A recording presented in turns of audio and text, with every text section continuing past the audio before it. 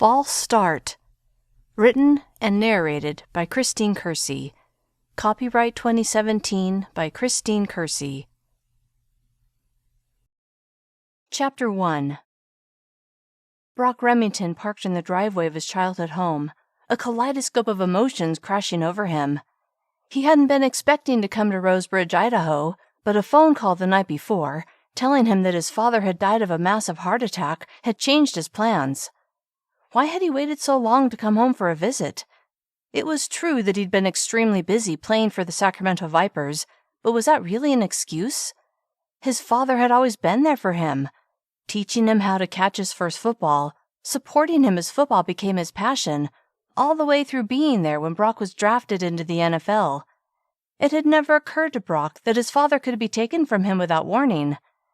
Now, though, as he shut off the engine of his rental car and stared at the house where he'd spent so many happy years, he frowned deeply as regret washed over him. After losing his mother to cancer when he was a child, Brock should have known that life could, and would, take unexpected turns, that he should never take his loved ones for granted. His gaze slid to the neighboring house where his old high school buddy, Wes Hunter, had lived. Brock had lost touch with Wes and had no idea what he was up to, but he remembered spending many happy hours at the Hunters' home. Then an image of Wes's little sister, Ainsley, popped into his mind. She was 4 years younger than Brock and Wes, and whenever the two boys had gotten together, she'd always try to include herself in their fun. Shaking his head at the memory of the gangly girl who'd they teased until she cried with frustration, Brock longed for those simpler days. Then again, he loved his life now. Being one of the best tight ends in the NFL was pretty amazing. He'd worked hard to get where he was, and he loved every minute of it. He just wished his father was still around to enjoy it with him. Exhaling a breath of regret, Brock opened the car door, the heat of the July afternoon pressing down on him. Then he went inside the house. Ainsley Hunter heard the car pull into the Remingtons' driveway and peered out the front window of her house. Curious who it was, she stared hard, but the tinted car windows made it impossible for her to see who was inside. She had seen the ambulance at the house the day before and had learned that Dan Remington had passed away. Saddened by the news, she wondered if Brock would be coming home for the funeral. Except for watching Sacramento Vipers football games, Ainsley hadn't seen Brock in ages. 10 years earlier, when she was just 14, he'd left for college. And though he'd come home for school breaks, she'd been busy with her own life, and with her brother Wes away at college, Brock had never come over to their house. And then when she turned 18, she'd moved out of her parents' house. Now, though, her parents had moved out of state for her dad's job, and they'd let Ainsley rent their house while they were gone. When they'd offered her a killer deal, she'd agreed without a second thought. Her job as a dental hygienist paid reasonably well, and she planned on saving for a down payment on a place of her own. Watching the car in the Remingtons' driveway, when the driver's door swung open and a tall man stepped out, Ainsley gasped. It was Brock, and he looked even better in person than he did on the football field. That was saying a lot, because on the football field he looked mighty fine. 6'4" with a powerful build, Brock was an imposing presence. Add to that his chiseled cheekbones, neatly trimmed beard, full lips, and soulful brown eyes, and Ainsley thought it was a shame to hide those good looks under a helmet.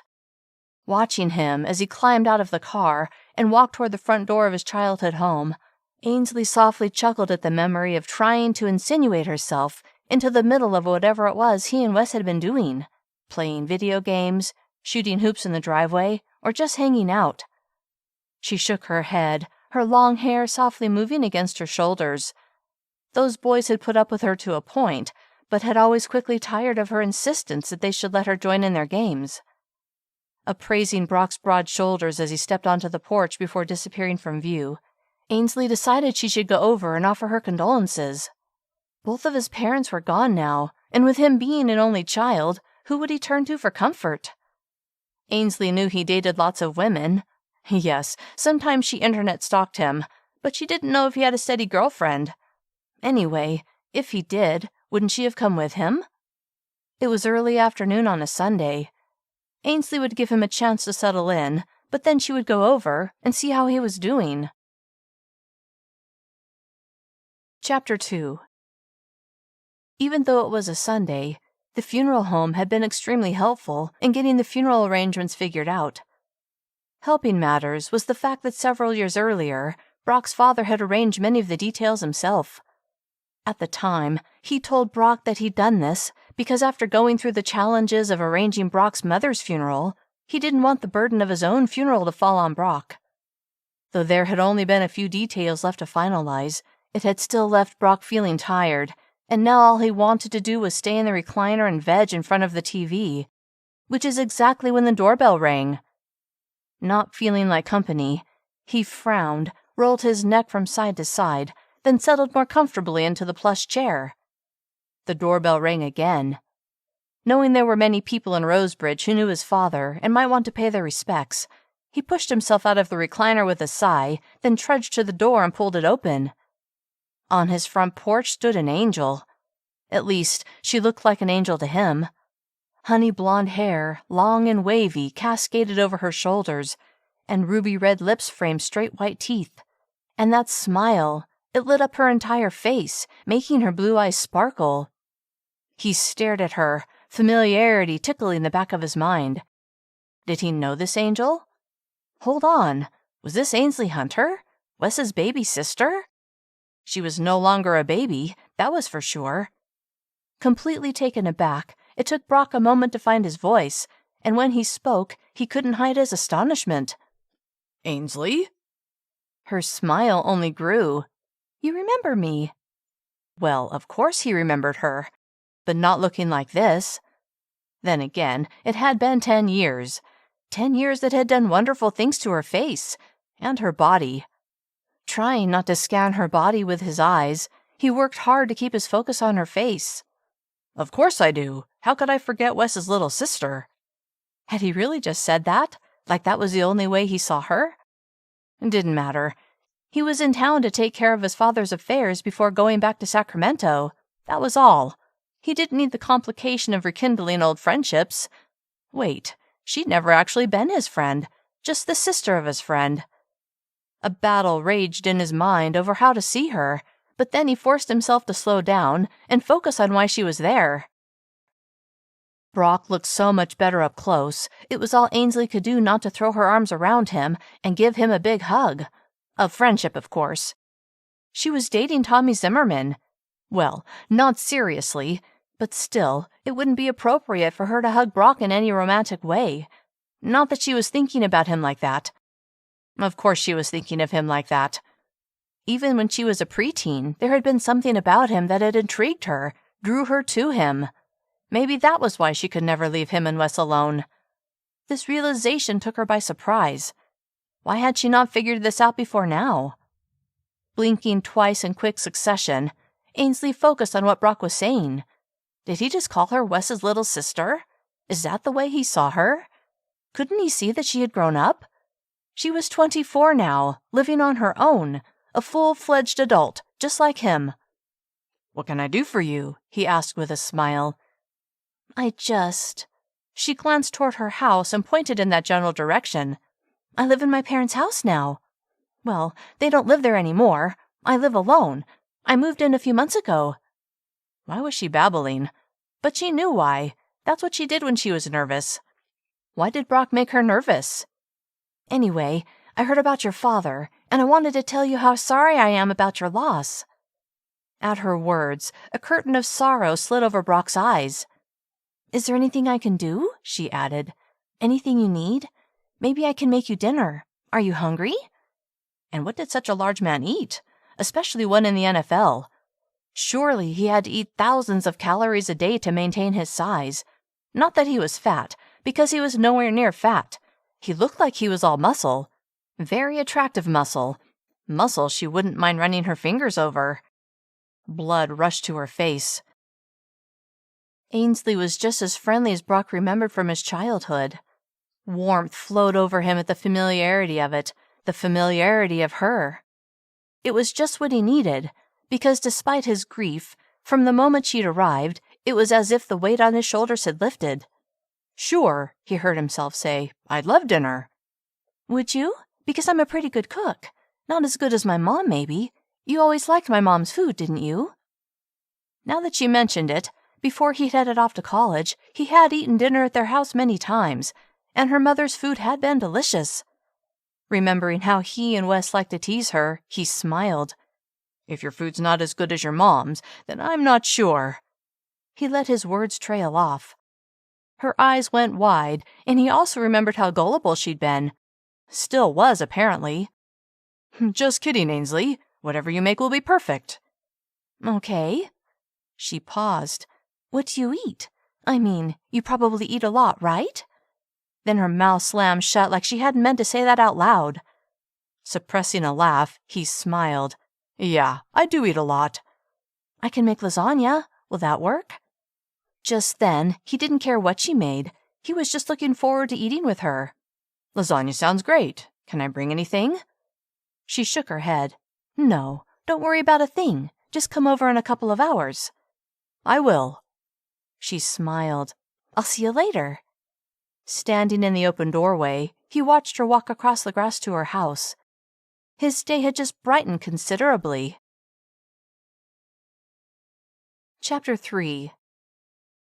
Why was she so nervous? Ainsley spread the cottage cheese over the lasagna noodles, then sprinkled mozzarella over that, before pouring half of the meat sauce on top and spreading it evenly inside the casserole dish. After repeating the layers over more noodles, she put the dish in the oven and set the timer for 30 minutes. Then she began setting the table. After inviting Brock for dinner, Ainsley had remembered that she'd made plans with Tommy. How that had completely slipped her mind, she didn't know. She'd had a counsel with Tommy, telling him she was having an old friend over for dinner. Brock had actually been a friend of her brother's, so that was mostly true. Anyway, Tommy had said that was fine, that he had an appointment to show a client some houses, that he hoped this client would finally make up his mind and buy a house already. Carefully folding the napkins before placing them next to the plates just so, Ainsley finished setting the table and stepped back to see how it looked. Then she scolded herself for worrying so much about impressing Brock. His mind had to be on losing his father, not on whether her table would pass an etiquette inspection. Regardless, she wanted everything to be perfect. The doorbell rang. "He's early," she thought. Panic swelled within her. Then she told herself to calm down. This was just Brock, Wes's friend from high school, who was also a world-famous NFL football player known to millions of fans. The panic returned with a vengeance. Now a knock sounded, loud and strong. Okay, she thought. Breathe, Ainsley, breathe.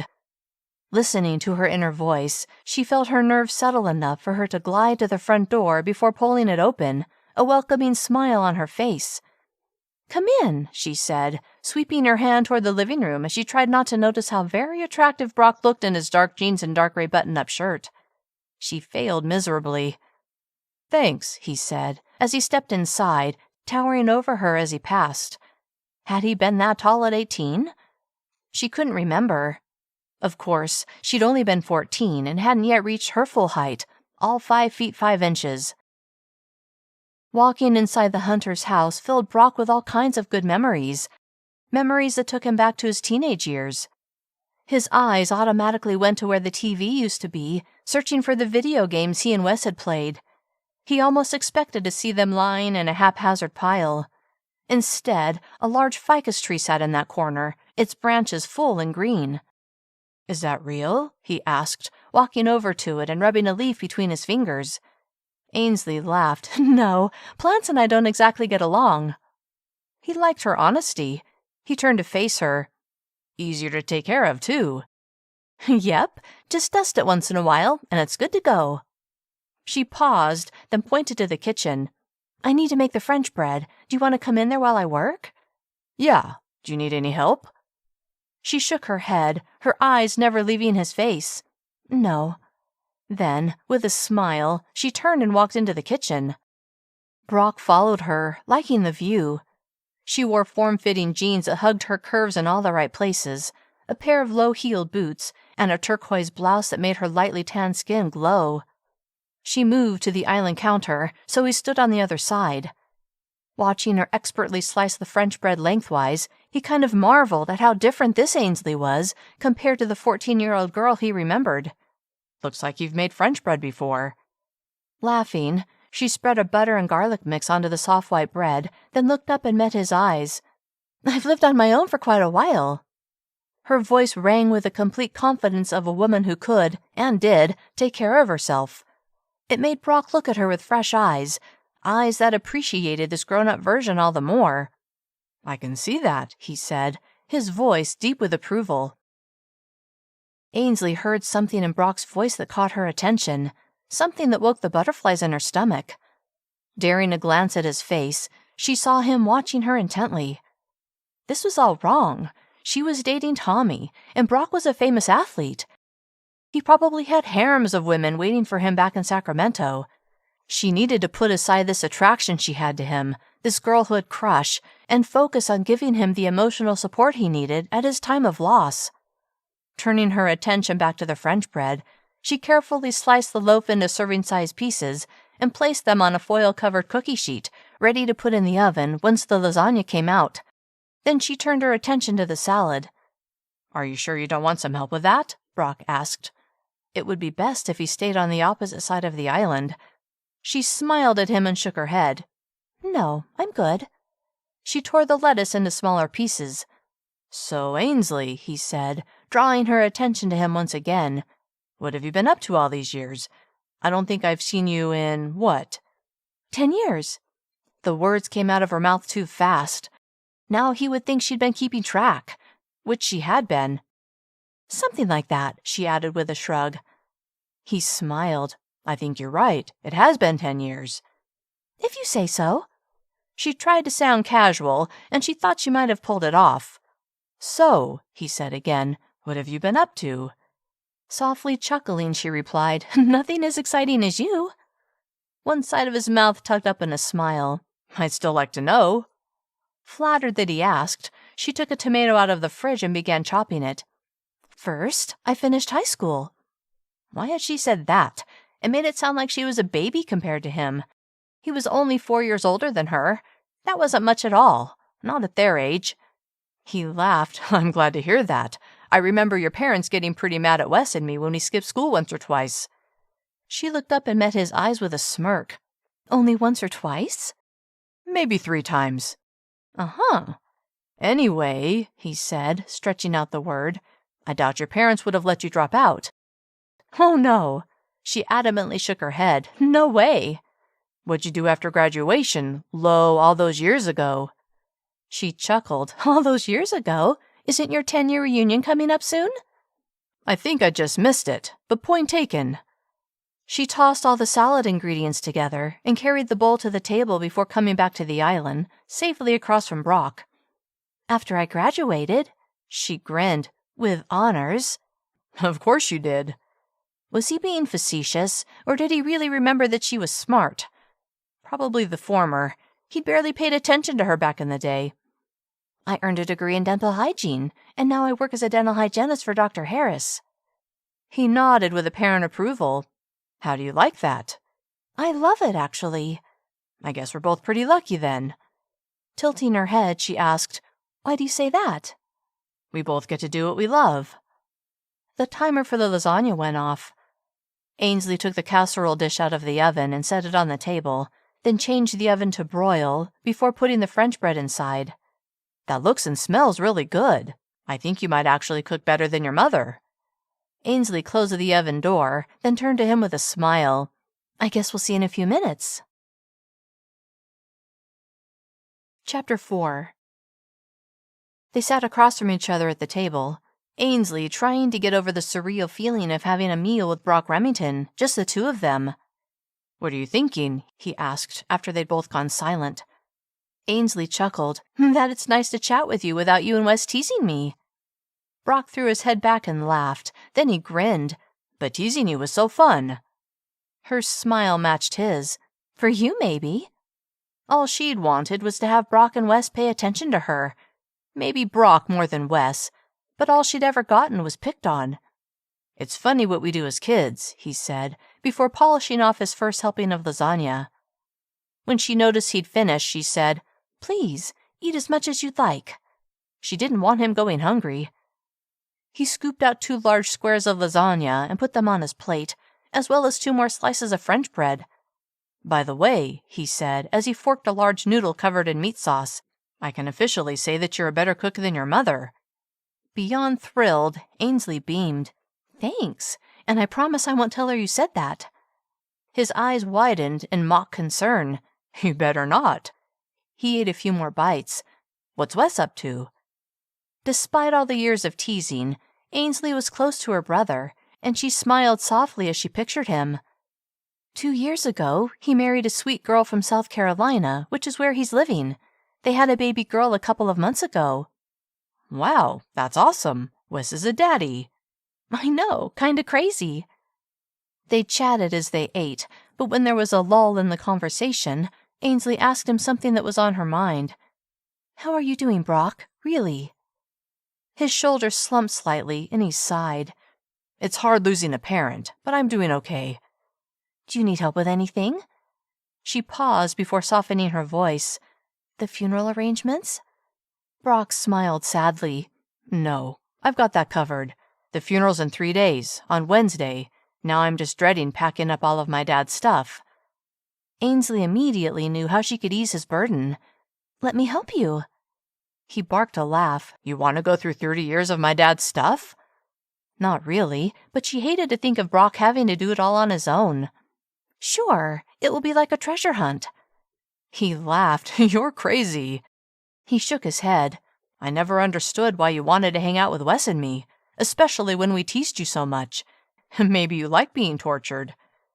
Smiling in memory, despite the way she'd hated being teased, Ainsley said, "I guess I thought you guys were cool. I mean, you are 4 years older than me. You were in high school and I was still in middle school. You guys seem larger than life in so many ways, all grown up." "What?" Brock's tone showed that he had no clue what she was talking about. "You both could drive. You had jobs. You went on dates." She grinned. "I wanted to be just like you guys." As she considered it, she realized to her, Brock was still larger than life, right there on TV playing football, watched by millions of fans.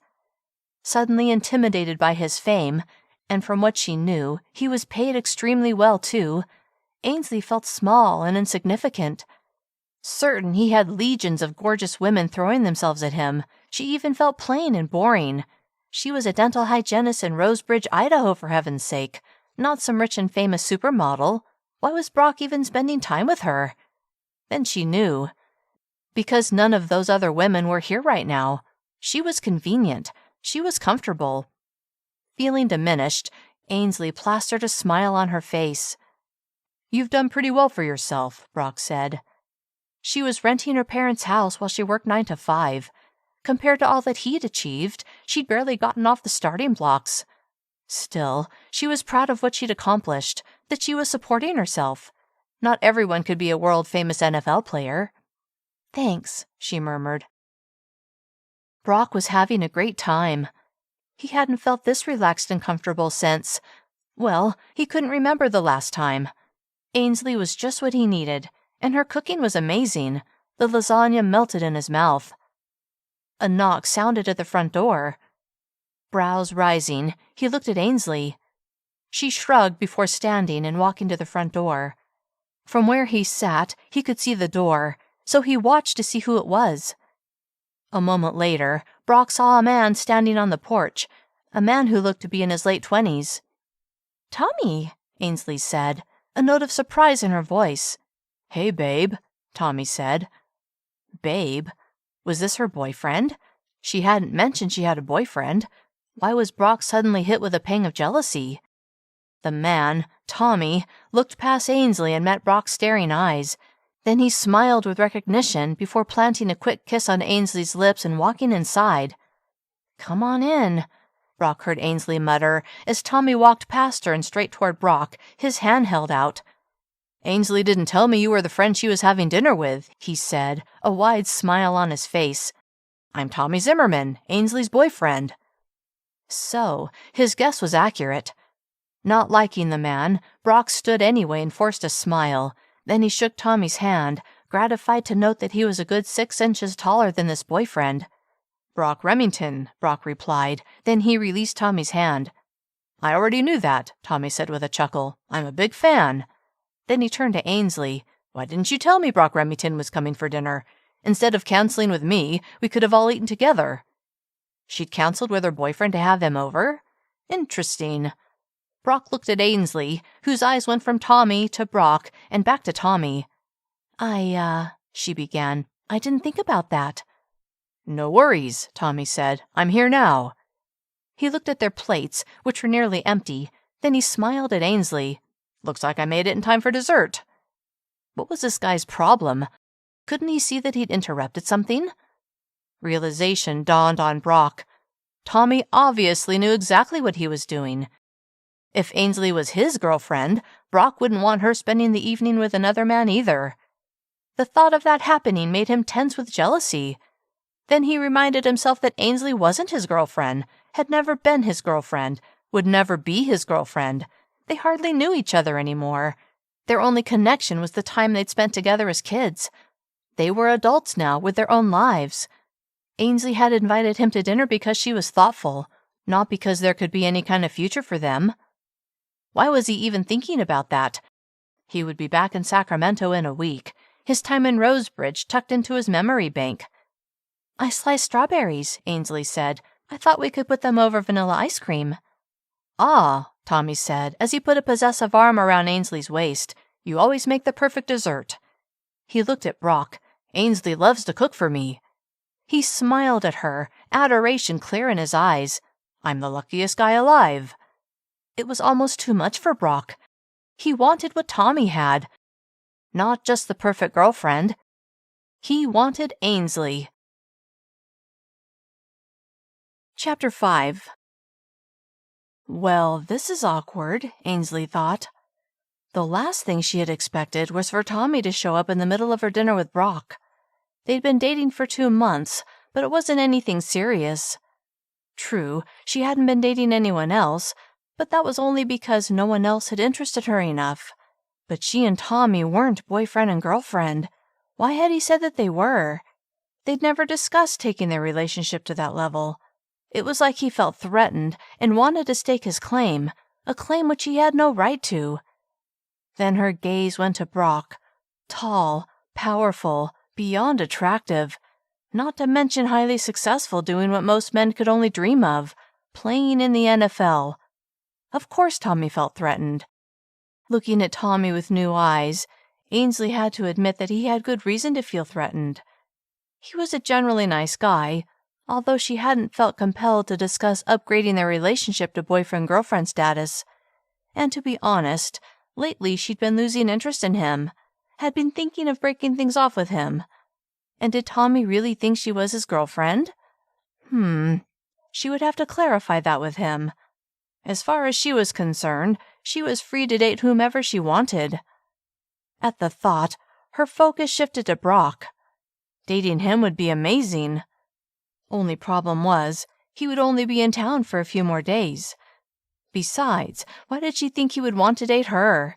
Someone he remembered as an annoyance from his youth. No, there was no reason to think of him in those terms. He was a world-famous NFL football player, adored by millions, and craved by plenty of gorgeous women. It was beyond doubtful that he would have any interest in her at all. Disappointed that the man she'd crushed on since middle school was so out of reach, she smiled at Tommy. At least he was crazy about her, even if her interest in him was waning. At her look, Tommy pulled her into his arms. Brock had to use all of his self-control not to rush over to Ainsley and drag her away from Tommy and into his own arms. What was wrong with him? He'd never felt like that toward any of the beautiful women who threw themselves at him. So why was he feeling like that toward Ainsley, the girl he remembered as a gangly 14-year-old?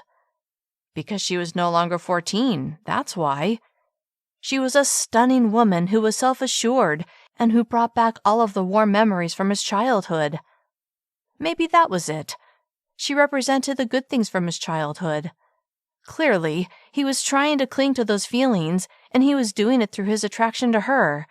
That's all it was. He could handle that. He just needed to take a step back and focus on the here and now. And now it was time for him to go. "As good as strawberries sound," he heard himself say. "I need to get going." "Already?" The look of disappointment on Ainsley's face was almost enough to change his mind. But no, he needed to leave.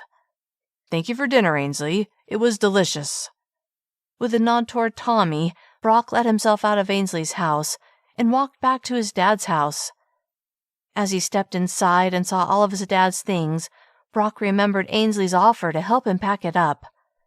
They'd never set up a time, and he knew she had to work, so he wrote her offer off as a nice gesture that would probably never come to fruition. Disappointed that he wouldn't see much of her before he left, in a way, he was also relieved. Better to put this attraction to her behind him. He only had one reason to be in Rosebridge, to put his father's affairs in order, not to fall for a pretty woman from his youth. Chapter 6. Ainsley was tired. It had been a long day at work, but despite that, she'd promised Brock that she would help him sort through his dad's things, and she was determined to follow through. It didn't hurt that she was also eager to have an excuse to see him. Even though she knew there could be nothing beyond friendship with him, she'd enjoyed chatting with him at dinner the night before. Their conversation had been easy and comfortable. That is, until Tommy had shown up. What had he been thinking, just dropping by like that, as if he was entitled to see her whenever he wanted to? If he hadn't shown up, she was certain Brock would have stayed for dessert, and they would have gotten to know each other better. But why did she want that? Her attraction to him had always been powerful. Getting to know him would only make it that much more painful when he had to leave. Sighing with frustration, Ainsley changed into jeans and a t-shirt, then walked over to the Remington home. Brock's rental car was in the driveway, so she knew he was there. With her finger poised over the bell, Ainsley paused. Was this a good idea? Spending time with a man she'd watched from afar for the last 10 years? The man who'd once been the boy she couldn't get out of her mind. Who was she kidding? She hadn't been able to get him out of her mind ever since he'd gone off to college. Shaking her head, she pressed the bell. She would stay focused on helping him get through this difficult time. That was it. The front door opened, and there he stood, tall, ripped, hot. Nearly catching her breath, Ainsley smiled as her heart fluttered. "Hi there." "Hey," Brock said. As the day had worn on, Brock had decided he was right, that Ainsley wouldn't be coming over. Though disappointed, he knew it was probably better that way. No reason to let himself get caught up in his attraction to her when he was only in town for a few days. But now she was here, standing on his porch and looking more beautiful than she had the night before. And that smile. Something about it took away the melancholy he'd been feeling all day. Vanished, just like that. Maybe she really was an angel. Blinking once to clear his mind of such fanciful thoughts, he focused on Ainsley, deciding that he should memorize that lovely face, that sunny smile, those blue, blue eyes. Maybe he could get a picture of her so that when he was back in Sacramento, he could look at it whenever he needed to brighten his day. Wow, this was new. Feeling so anxious about getting a picture of a woman? Usually people wanted pictures of him. "I'm ready to get started." "Oh, right." For a moment, he'd forgotten why she'd come over. Opening the door to allow her to enter, he stepped back. As she passed him, a light floral scent followed in her wake, intoxicating him. Then he remembered that she had a boyfriend. That tightening of his gut hit him again, that pang of jealousy that he hated with the passion of 1,000 suns. He didn't get jealous. Others were jealous of him. This was not good. How serious were they anyway? Tommy was obviously crazy for her, but how did she feel about him? They weren't engaged, so as far as Brock was concerned, she was fair game. Wait, what was he saying? He was leaving town in a matter of days. There was no reason to think about Ainsley as anything other than a friend. Besides, he wasn't looking for a relationship. They would work on this project together, and then they would say their goodbyes. It would be a piece of cake. "Have you already started?" Ainsley asked as they stood in the living room, acutely aware of everything about Brock. The way his t-shirt clung to his muscular body, the scent of his cologne, the way he looked at her, especially the way he looked at her. What was going on behind those brown eyes? Yeah, I've boxed up half the kitchen. I'm going to donate the stuff to Goodwill. That's a great idea. Then an alarming thought occurred to her. What are you going to do with the house? What if he sold it? With his parents gone and the house sold, he would never come back to Rosebridge. She would never see him again. To her stunned surprise, she felt an actual physical ache in her heart. I'm going to sell it. His voice was calm, like he just said he was going to the grocery store. You can't, she blurted. His forehead furrowed. Why not? Oops. Now what was she supposed to say? Because I can't bear the thought of never seeing you again? No, she would never admit to that. Because, she said, flailing around for a good reason, there are too many memories here. You don't want to let those go, do you? Softly smiling, he touched his forehead with one finger. My memories are up here. I don't need the house to keep those alive. His hand fell to his side.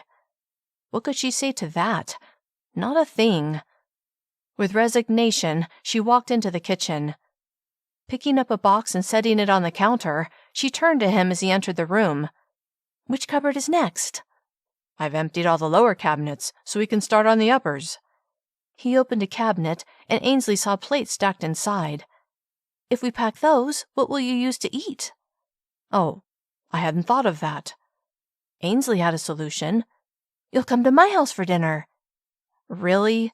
She wanted to torture herself nightly? What was wrong with her? Brock watched Ainsley's forehead crease with some unnamed emotion. Was she already regretting her invitation? Inviting him to eat with her every night was generous. No surprise there, but she couldn't mean it. What about her boyfriend? Even thinking that word pained him. Would Tommy be joining them too? He pictured Ainsley snuggling with Tommy right in front of him every night he was in town. It would be more than he could take. Thanks, Ainsley, but that won't be necessary. I'm a big boy. I can take care of myself. What? You're going to eat out every night? That's not healthy, not to mention expensive. His eyebrows rose. Money was the last worry he had. He earned millions every year. Never mind, she said, a blush rising on her cheeks. But it's not healthy, all that fattening food. A cocky smile lifted his lips. I know how to choose the right foods. I'm all grown up now. Then again, the more he thought about it, the more he hated the idea of eating alone every night. Sure, he ate alone plenty at home, but when the other option was being with Ainsley, eating alone sounded like a terrible idea. I'm going to have to insist, she said, her expression fierce. He burst out laughing. You sound just like your mother. She chuckled. I do, don't I? Yes, you do. Good. So, you're coming to my house for dinner, right? How could he refuse now? But he could still set some rules, couldn't he? On one condition. She tilted her head in question. What? Should he say it? What if she took it the wrong way? What if she thought it meant he was interested in her? Who was he fooling? He was interested in her. No, Tommy. A snort escaped her mouth. That's fine. Her response surprised him. He'd half expected that she would be offended. Nodding, he relaxed. Maybe it would take longer to get things in order than he'd originally planned. Maybe he would have to extend his stay in Rosebridge. It had been easy for Ainsley to agree to Brock's condition. Tommy wasn't her boyfriend after all. But the implications of his demand intrigued her. Did it mean he was interested in her? Pleasure radiated inside her. Then a new thought killed her joy. Maybe it had nothing to do with her. Maybe Brock just didn't like Tommy. After all, Brock had left only minutes after Tommy had arrived the night before. Maybe he couldn't relax with one of his fans hanging around. Maybe he was only looking for a place where he could be himself and not have to talk about work or pretend to be excited to talk to a fan. That was all right, too, because it meant she would get him all to herself. Chapter 7. "We've gotten a lot done," Brock said as he surveyed the now empty kitchen cabinets. He turned to Ainsley with a smile.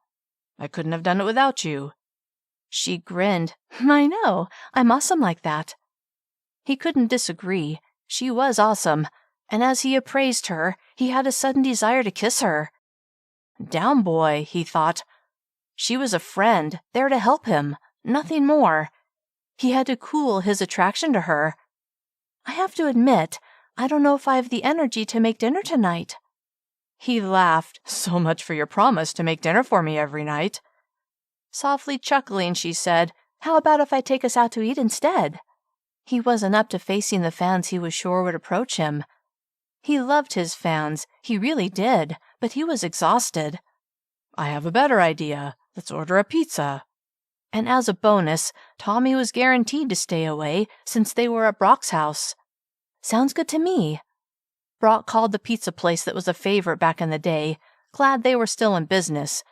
And as they waited for it to be delivered, they started filling boxes with the towels and sheets stored in the linen closet. "Are you going to keep any of your dad's things?" Ainsley asked, as they closed up a full box and began filling an empty one.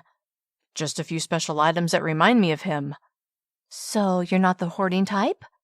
He laughed. "No. In fact, sometimes I get rid of stuff when I should keep it, but I hate clutter." "I'm the same way." When the pizza came, Brock set the box on the coffee table, then sat on the couch. Ainsley sank onto the cushion beside him. "All this packing reminds me of helping my parents move," she said, as she took a slice of pizza and set it on a paper plate. "They had years' worth of stuff in their house, too." He folded a slice of pizza in half, then took an enormous bite. After finishing it off, he said, "Packing and moving is definitely not my favorite thing to do, but this wasn't something I wanted to hire out. These are my dad's things." He looked around the room where he'd spent his childhood, a very happy childhood, and a knot formed in his throat. "I didn't want just anyone going through it." He pictured his dad, smiling at him, proud of all he'd accomplished. He would never see that face again, never see the pride shining from his eyes. He had no one. He was an orphan. Grief cascaded over him, and his throat clogged with tears. Ainsley placed her hand on his knee and smiled softly at him. Seeing the empathy in her face, it was like a dam broke. "I miss him already." Brock's voice hitched on the tears he was desperately trying to swallow, but they refused to stay down. And as he looked at Ainsley, saw the sweet caring on her face, something inside him slid open, and he knew he could show his grief, that she wouldn't think less of him for crying. He drew in a ragged breath, and as he exhaled, he couldn't hold back the sobs any longer. Shoulders shaking, heart breaking, Brock let it all come out, and when Ainsley's arms went around him, he let his head fall to her shoulder, let himself be comforted by her warm body, her sweet embrace. Ainsley was grateful that she could be there for Brock, and as he continued to sob, she stroked his back, murmured words of comfort, used a soothing voice, anything to give him solace. Finally, his tears slowed, then stopped. He lifted his head from her shoulder, and with a sad smile, he stood and left the room.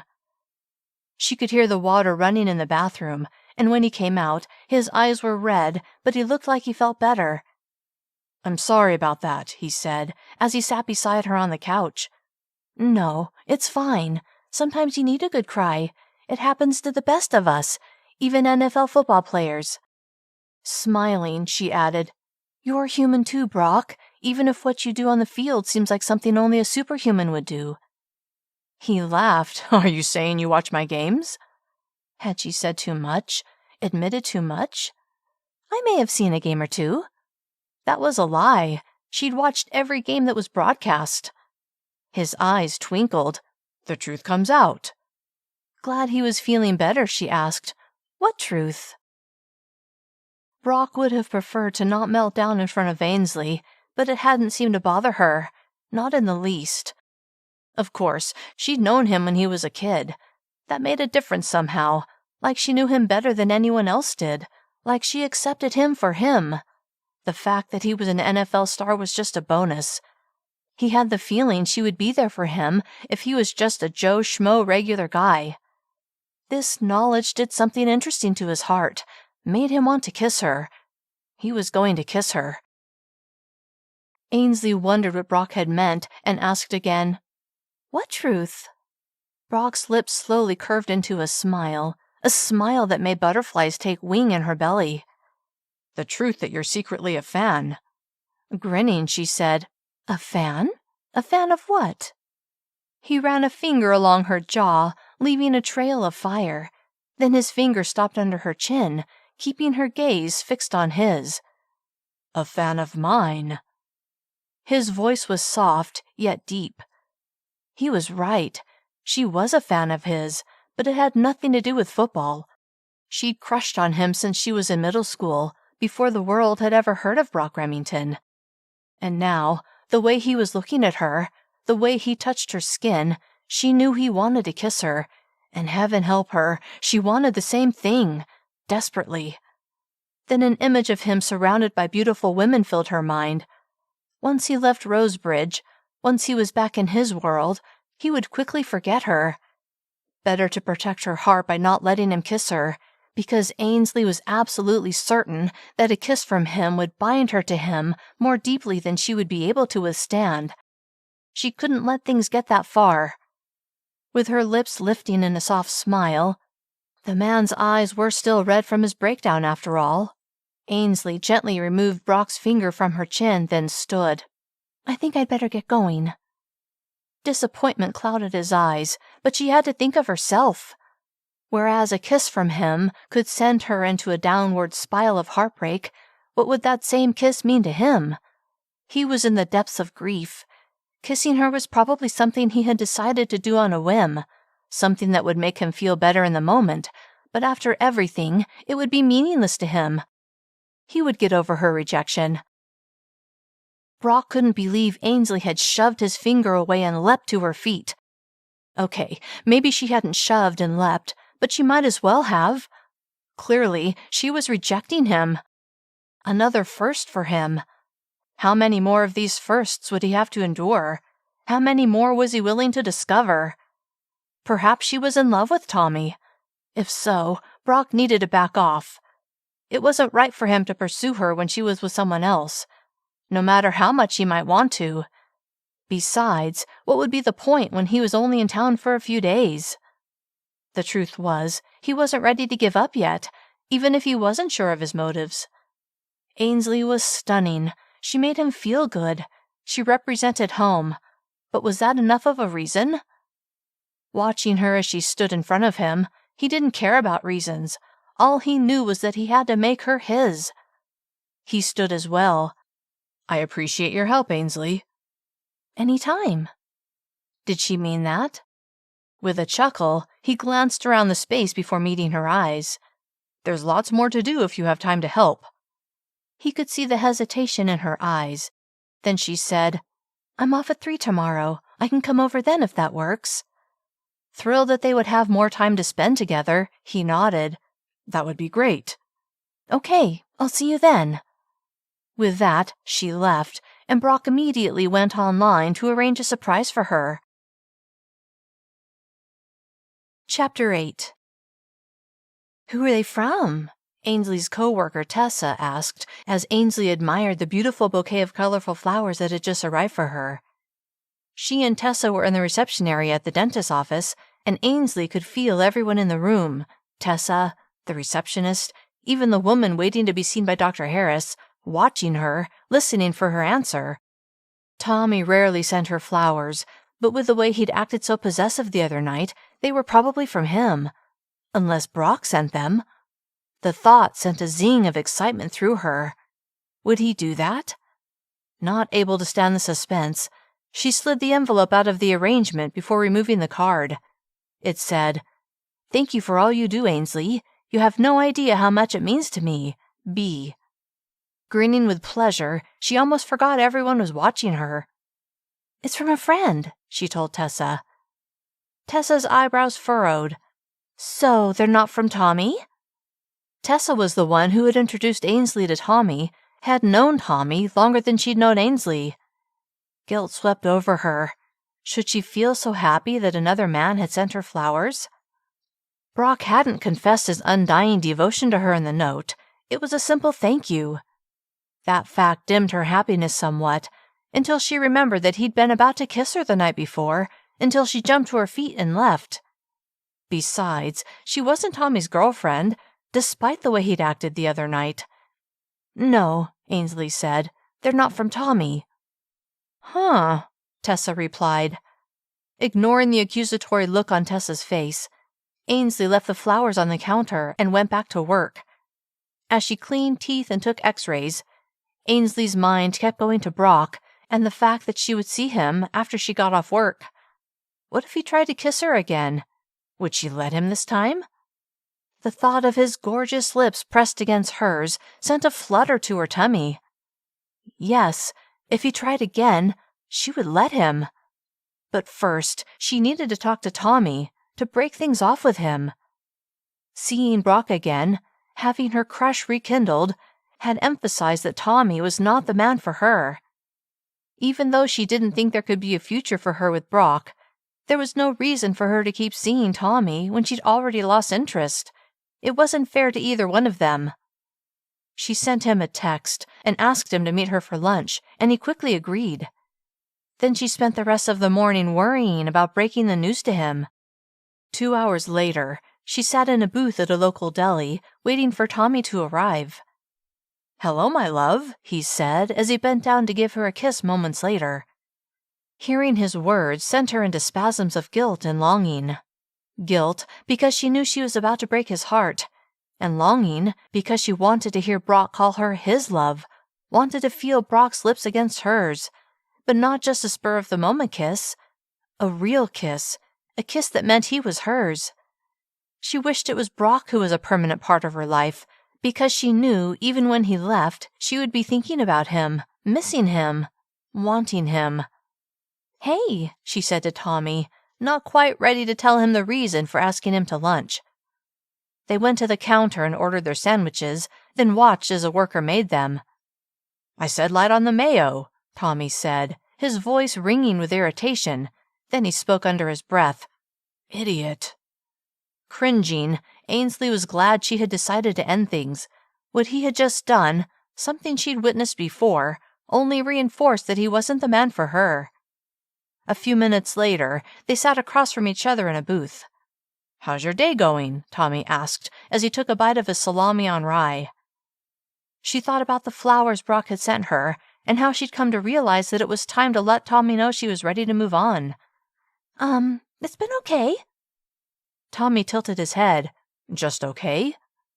All right, it was time, but she hesitated. It was never easy to tell someone that you were no longer interested, even if he was a jerk sometimes. "What's wrong, babe?" Tommy asked as he set his sandwich down. Softly sighing, she shook her head. "I didn't just invite you to lunch for the fun of it, Tommy.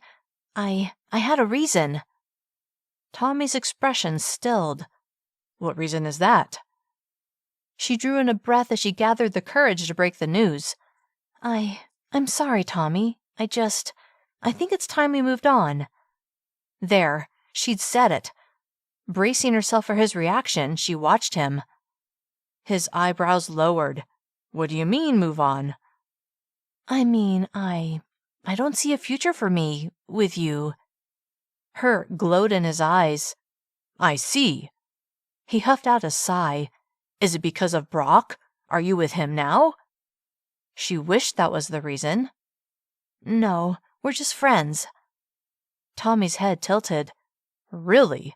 Because the timing of this seems rather—" His lips pursed. "Coincidental." Was he going to make this more difficult than it already was?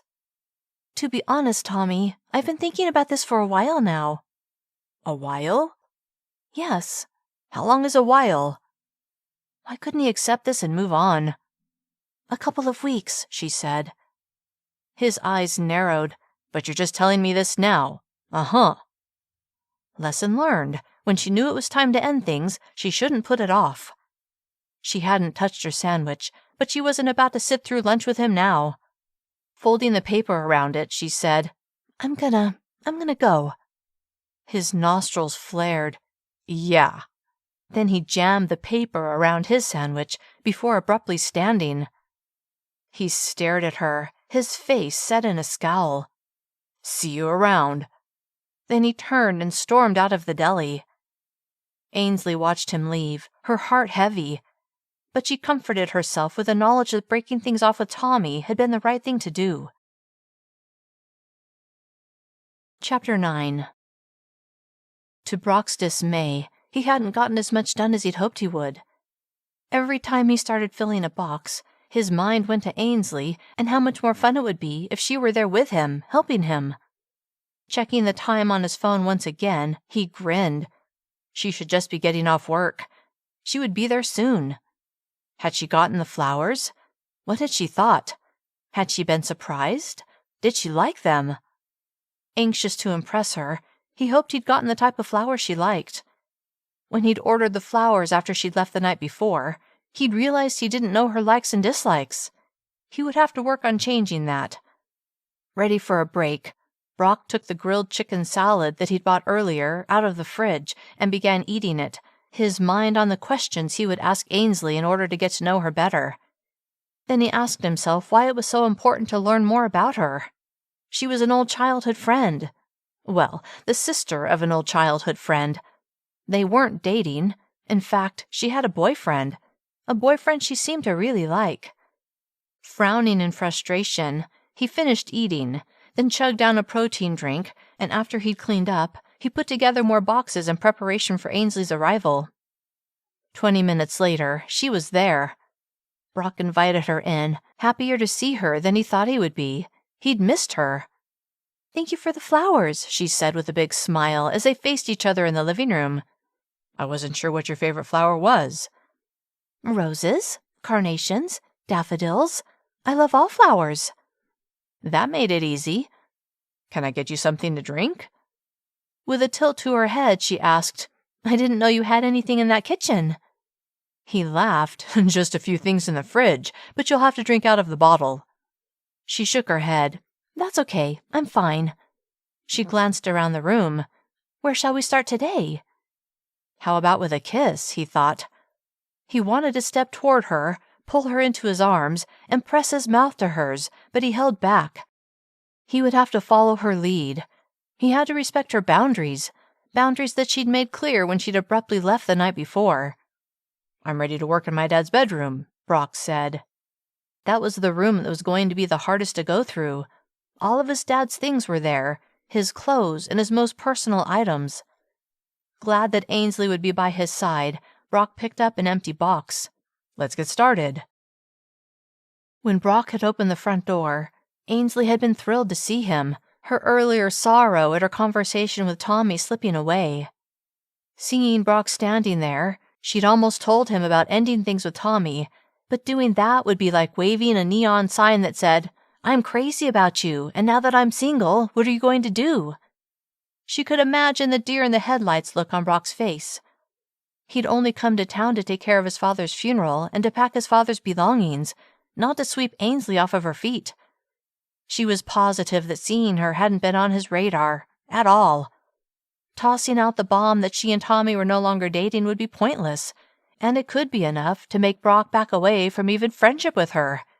No, it was better to keep her new relationship status to herself. Instead, Ainsley turned her focus to Brock and what he needed, then followed him into his father's bedroom. She couldn't imagine how difficult it would be to go through the belongings of a lost parent. Both of her parents were still alive, and she was grateful for that, which made her all the more glad that she could be there to help him. She'd known and liked Dan Remington. Over the years, she hadn't seen much of him, but over the last 2 months, ever since she'd moved back into her parents' house, she'd seen him from time to time. They hadn't talked much, but he'd always greeted her with a smile. She would miss his face, miss knowing he was there, that she had a good neighbor. Remembering the way Brock had broken down the night before, a fresh wave of empathy crashed over her, and she fought the urge to throw her arms around him. If she dragged him into an embrace, what message would that send? That she wanted more than friendship? Well, she did want more than friendship, but she couldn't imagine that he felt the same. Not with his glamorous life. Why would he be interested in her? Sure, he might want to kiss her, but where would that leave her when he went back to Sacramento, back to the lifestyle he was used to? Heartbroken and alone, that's where. No, she couldn't chance it. She couldn't risk her heart. But what about her earlier thought that if he tried to kiss her, she would let him? That would never happen as long as she was putting out "don't kiss me" vibes. Torn between wanting to protect her heart and desperation to have him kiss her, Ainsley didn't know what to do. I'll follow his lead, she decided. As they filled box after box with his dad's clothes, Brock was grateful that his hyper-awareness of Ainsley kept him distracted from his grief. She was on the other side of the room, loading his dad's shoes into a box, but Brock was aware of her every move, her every breath. Frustrated that she hadn't given him any indication that she wanted anything beyond friendship, he held back a sigh. They'd been working for nearly 2 hours and had made good progress, but he suddenly needed to get out of the house. He turned to her, but her back was to him as she knelt on the floor in front of the open closet. Watching her, he smiled when she tucked a long strand of honey blonde hair behind her ear without pausing for moving shoes from the closet floor into the box. I don't remember you working this hard as a kid, he said with a grin.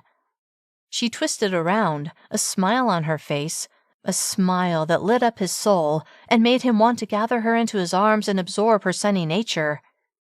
How often did you pay attention to me when I was a kid? She asked, besides when I wouldn't leave you and Wes alone. He laughed. True. But he was paying attention to her now. Too much, but he couldn't seem to stop himself.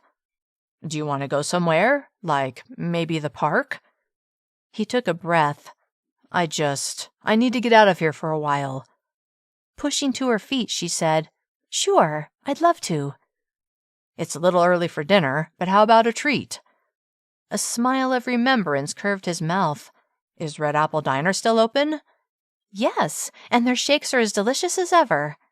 Perfect. We'll pick some up and take them to the park. As Brock opened the passenger door of his rental car for Ainsley, he smiled with the thought that this was like their first date, and if he had anything to say about it, it wouldn't be their last. Chapter 10. When they arrived at Red Apple Diner, Ainsley waited for Brock to open her door for her. Tommy had never opened the door for her whenever they'd gone out, but she liked that Brock did it. He was such a gentleman.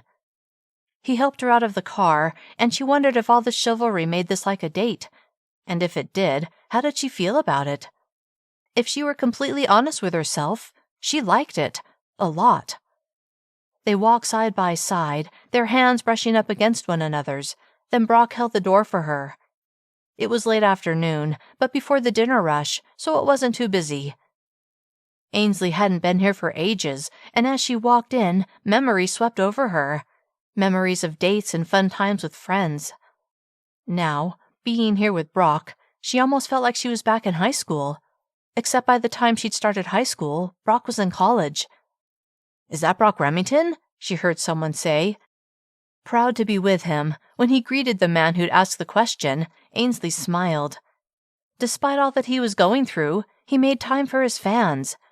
It must be hard to never be able to go anywhere without people approaching you, wanting to talk to you, to shake your hand. Gratifying, too, but probably tiring. Hey, bro, the man said. I'm sorry about your father. Thanks, Brock replied. A few more people greeted him, then she and Brock slid onto bar stools at the counter and ordered their shakes. Strawberry for me, Ainsley said. She noticed Brock looking at her. What? He grinned. Nothing. Just making a mental list of all your favorites. Was that sweet or what? Had Tommy known all of her favorites? She didn't know. Then she scolded herself. She shouldn't compare him to Brock, not now that she'd ended things with him. Tommy would never have measured up to Brock anyway. The thought jumped into her head, taking her by surprise. I'd like the cookies and cream shake, Brock said, drawing Ainsley's attention to him. Both of those to go. Brock is my dream man. Another thought that came out of the blue. Maybe she needed to let her subconscious talk to her more often. She was learning all kinds of things about herself today. Brock led the way to a shady spot under a tree at the park. Ainsley had been quiet ever since the diner, and he wondered what was on her mind. "How's this?" he asked, as he swept his hand toward the grass beneath a tree. "This is perfect." She settled onto the grass, her body moving with a grace that he appreciated. Then again, more and more, he was learning to appreciate everything about her. Patting the ground beside her, she said, "Aren't you going to join me?" Chuckling, he sat beside her. "I hope you don't mind sitting on the ground." "Not at all." She sucked on her straw. "How's your shake? As good as you remember?" He took a large swallow, the creamy mixture filling his mouth with cold, sweet goodness. "Better than I remember." Her eyebrows went up. "Don't they have good shakes in Sacramento?" "Not as good as these." She laughed. "Guess you should come to Rosebridge more often." The reminder that he'd failed to come see his father as often as he should sent a sharp pain to his heart. "What's wrong?" Ainsley asked. He shook his head. "Nothing." Setting her shake on the grass, she placed a hand on his arm. "You're thinking about your father, aren't you?" Her touch soothed him. "Yeah, I wish—" He looked away before facing her again. "I wish I'd come to see him more." Her thumb made small circles against his skin. "There's no point in having regrets, Brock. You should focus on the good memories you have of him." She was right. And she was perfect. His gaze slid to her bow-shaped lips before lifting to look into her blue eyes. "You're good for me, Ainsley." Her eyes widened slightly, and her thumb stopped moving. "What do you mean?" Her voice was soft. He shifted so that instead of them being beside each other, they were facing each other. Was he going to do it? Was he going to kiss her? Ainsley nearly held her breath as she waited to see what he would do next. When he'd said she was good for him, something had passed between them, a deeper connection. Brock reached across her and placed his hand on the grass on the other side of her. Only a few inches separated them as he appraised her. Mesmerized by the way he was looking at her, her lips parted. "Ainsley," he said, his voice soft, intimate. This was everything she'd wanted, everything she'd wished for. Thinking about her 14-year-old self and how much she'd wanted Brock to notice her back then, she couldn't help it. She smiled. "What?" Brock asked, his lips curving upward as well. "Nothing." He shook his head. "Come on, Ainsley. Tell me what you're thinking about." Softly chuckling, she said, "Okay. I was remembering when I was 14 and how much I wanted you to, well, for you to notice me." "You were just a baby back then." "No, I wasn't." One eyebrow arched. "Compared to the girls my age, you were." His words were like a splash of ice water, because it made her think of how she compared to the supermodels and other gorgeous women he normally interacted with. She was nothing like them. When he went back to Sacramento, would he scoff at the memory of her when he was around those other women? Would he secretly laugh at how unsophisticated she was, how small town? She couldn't do this. She couldn't let herself be drawn in by her attraction to him, no matter how powerful it was. It would only lead to heartbreak. She couldn't let that happen. Brock's lips twitched in a barely suppressed smile, but all the joking was over for her. "I can't do this," she said, her heart already aching. Brock straightened, his arm no longer across her. Space opened between them, and she wanted him right back where he'd been, but she'd already blown it, already told him no. "I'm sorry," he said. "I know you're with—" A muscle worked in his jaw. "With Tommy." Not willing to admit the real reason for ending the moment, she clung to the lie. "Right," she said. As she imagined telling him the truth, that she felt inadequate compared to the women he normally interacted with, she could hear his answer. He would say, "That's not how it would be, Ainsley. You're just as beautiful as them. I'd never forget you."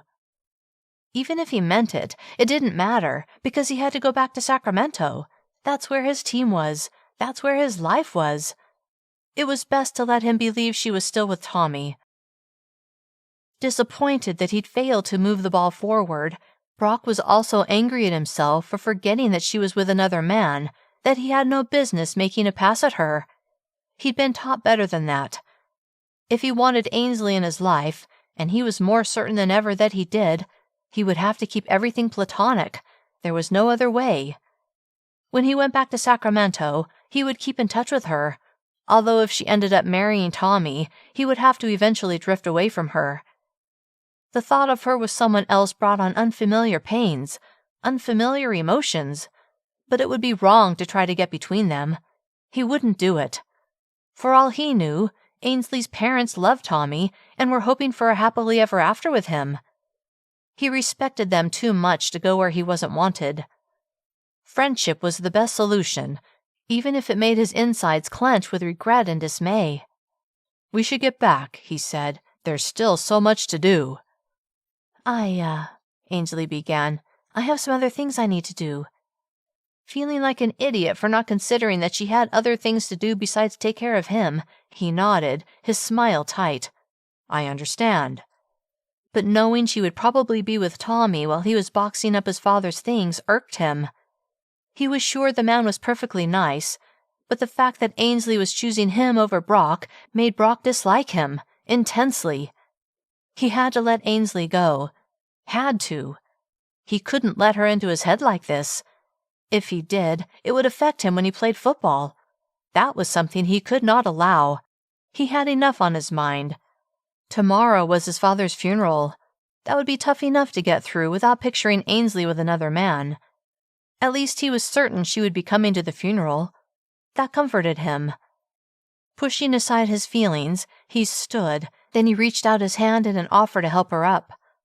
She seemed to hesitate, but then she placed her small hand in his.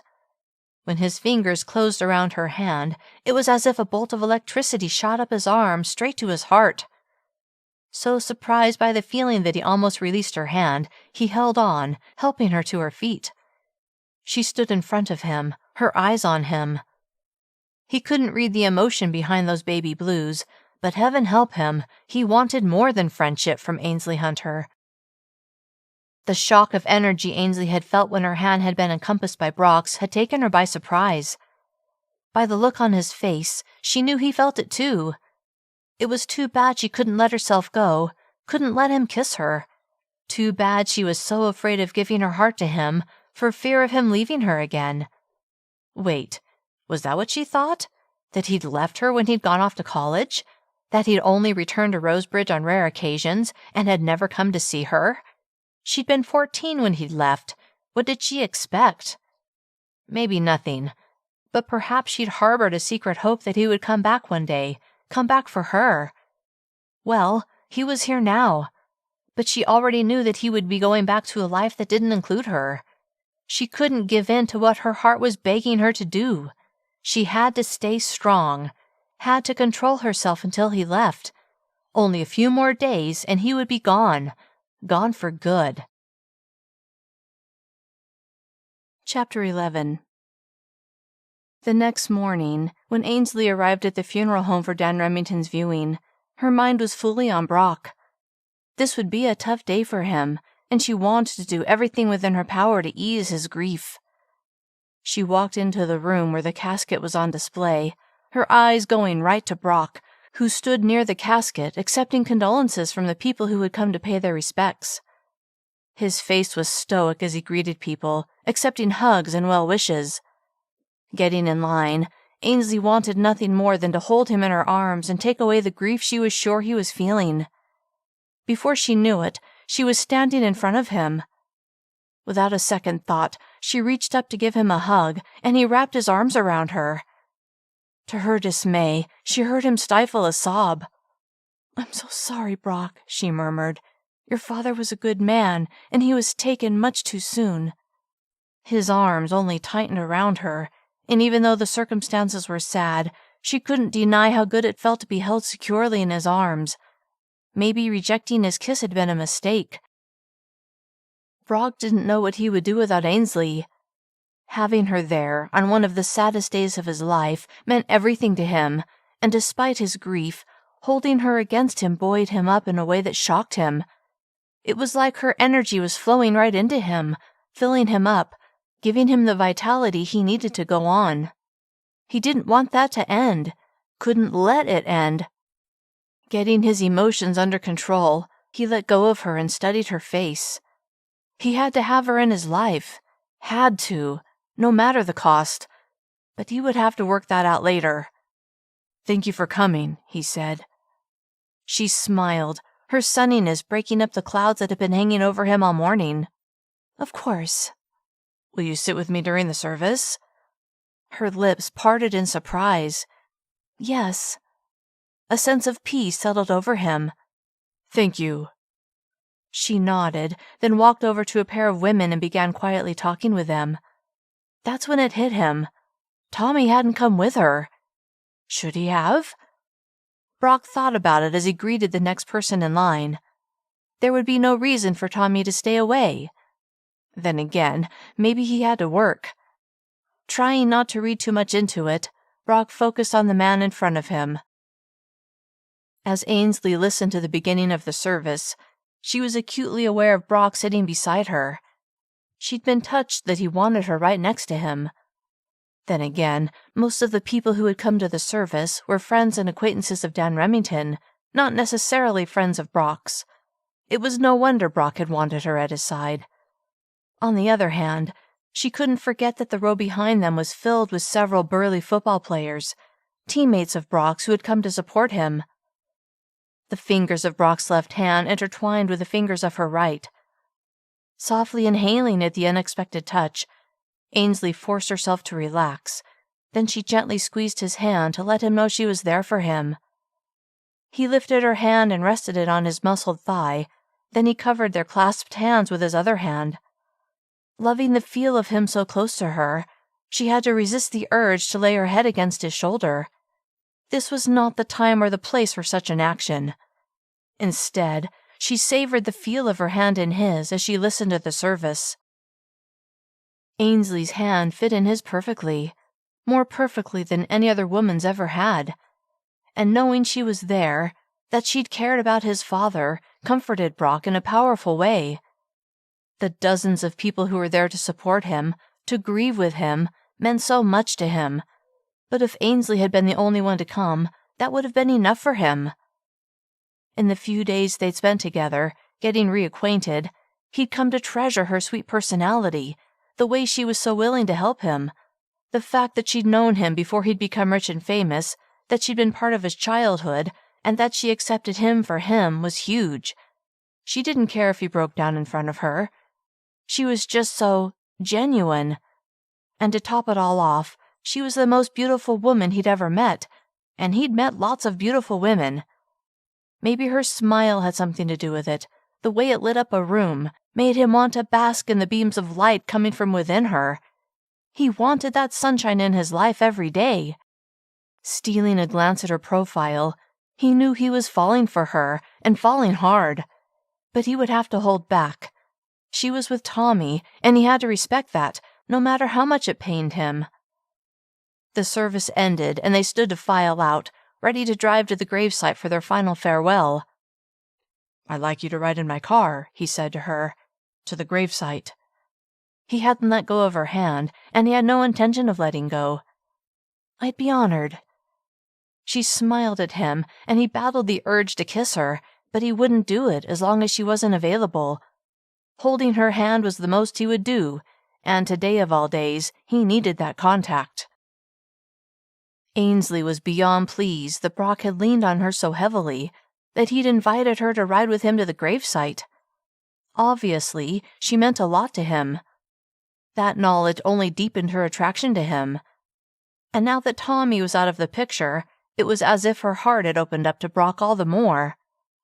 Even if he was leaving in a few days, maybe it was worth the risk to kiss him, to let him know how she felt. Maybe things could work between them. Maybe she shouldn't compare herself to the women that surely threw themselves at him all the time. Then again, maybe she was just a comfortable old friend, someone who was convenient to turn to at a time when he needed a friend. Mentally shaking her head as Brock helped her into his car, she told herself to stop overanalyzing and to just go with it. Without risk, there would be no reward. She would have to remember that the next time she was alone with him. After the graveside service, they drove to a reception hall where Brock had arranged a catered meal for friends and family so that they would have a chance to chat and catch up. Walking inside, Ainsley was pleased when Brock kept her hand in his, and as they approached his teammates, she was excited to meet them. It was funny.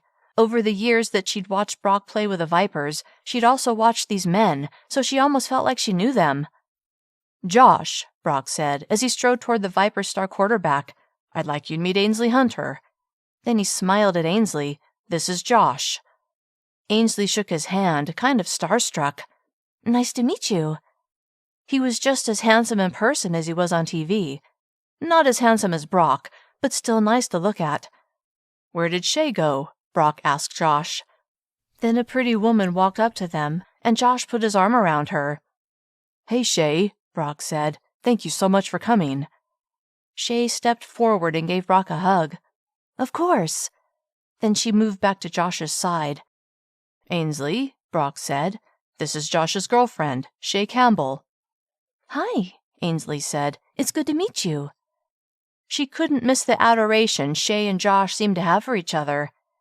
Envious that they'd found each other, when she felt Brock's hand in hers, she reminded herself that she should never give up hope, even if a future with him seemed unlikely. "This is Hank Parson," Brock said. Ainsley shook the running back's hand. Like the other players, he was built, but not quite as tall as either Josh or Brock, probably just reaching 6 feet tall. But he was quick. Ainsley knew that because she'd seen him in action on the field, on TV at least, and she couldn't help but notice his striking green eyes. "Nice to meet you, Ainsley," he said. She smiled. "Same here." "And finally," Brock said with a grin, "this is Jax Cordova, one of the best pass rushers around." He shook Ainsley's hand. He was even bigger than Brock, maybe 6'5". Next to these guys, she felt like a hobbit, but she could see how much it meant to Brock that they'd come to his father's funeral. They all sat at a large round table, and Ainsley enjoyed listening to the men joke and share stories, thrilled to be included in this illustrious group. Chapter 12.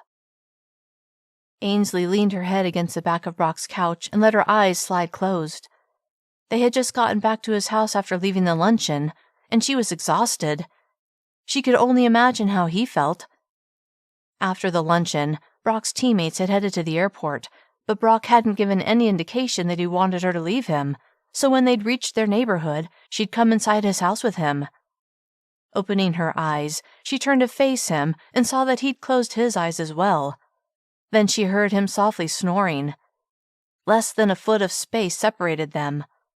Watching him, her heart contracted with love. Yes, love. Though she hadn't seen him for years before he'd come back to town earlier that week, she'd always been attracted to him, and after seeing him at his most vulnerable, she'd come to realize just how deep her feelings for him went. She was nowhere near ready to admit to the depths of her feelings for him, but she knew how she felt, and the knowledge made her smile. Until she thought about him leaving, as he was going to do. He told her he was flying back to Sacramento on Sunday night, 4 days away. The thought of him leaving made her desperately sad, but there was nothing she could do about it. Holding back a frown, she comforted herself with a memory of him holding her hand all that day, first at the funeral service, then at the graveside service, and finally at the luncheon. She'd never pulled her hand out of his. She'd been putting off telling him that she'd ended things with Tommy, but now, as she studied him, she wanted him to know. Even if it would scare him away from mere friendship, she had to take the chance. On impulse, she slid her hand into his. His eyes snapped open, and he turned to her with a smile. "I'm sorry," she said with a grin. "I didn't mean to wake you." His lips curved upward. "I don't mind waking when it's your face I see." Now that she'd acknowledged to herself how truly deep her feelings for him ran, she gazed at him, her heart surging with longing. "What are you thinking about?" he asked in a quiet voice, his head still leaning against the back of the couch. "That I love you," she thought. Not ready to admit her newly discovered secret, she said, "That I'm going to miss you when you go back to Sacramento." He didn't speak for a moment as he kept his eyes steady on her. "I'll miss you too." Would he really, she wondered. His life had to be crazy busy with practices and games and parties and other women. Holding back a frown, she said, "We'll have to keep in touch." He straightened, his head coming off the back of the couch as he turned to her. "I'd like that, but—" His lips pinched together. Worried where he was going with his thoughts, Ainsley asked, "What?" "Tommy may not approve." Knowing that would no longer be an issue, Ainsley let a huge smile burst forth. That wasn't the reaction Brock had expected. He wanted nothing more than to keep in touch with her, but if she and Tommy were serious, it might not be such a good idea. So why was she smiling like that? "What's going on?" he asked, hope threading through him. Her smile only grew brighter. "I broke up with him yesterday." What? He thought. This was the best news she could have given him, especially after such an emotionally draining day. Then a new thought occurred to him. Why had she broken up with Tommy? Certain it had something to do with him, Brock wondered what her expectations were, and could he fulfill those expectations? "I hope you didn't do it because of me." He immediately regretted the comment. How egotistical did he sound? Her smile immediately vanished, and he wished he could suck the words back in. She frowned. "I thought you'd be happy." He was happy. He was ecstatic, but that ecstasy was tinged with caution. Did she think he was looking for a long-term relationship? Was he looking for a long-term relationship? He didn't know. He was too tired to think clearly. "I am happy," he said, desperate to put the smile back on her face. "You don't seem happy." "I'm just tired."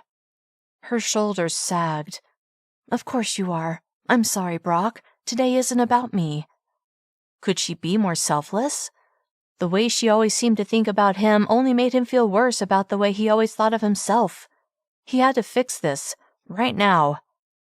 Shifting so that he faced her fully, he took her hands in his.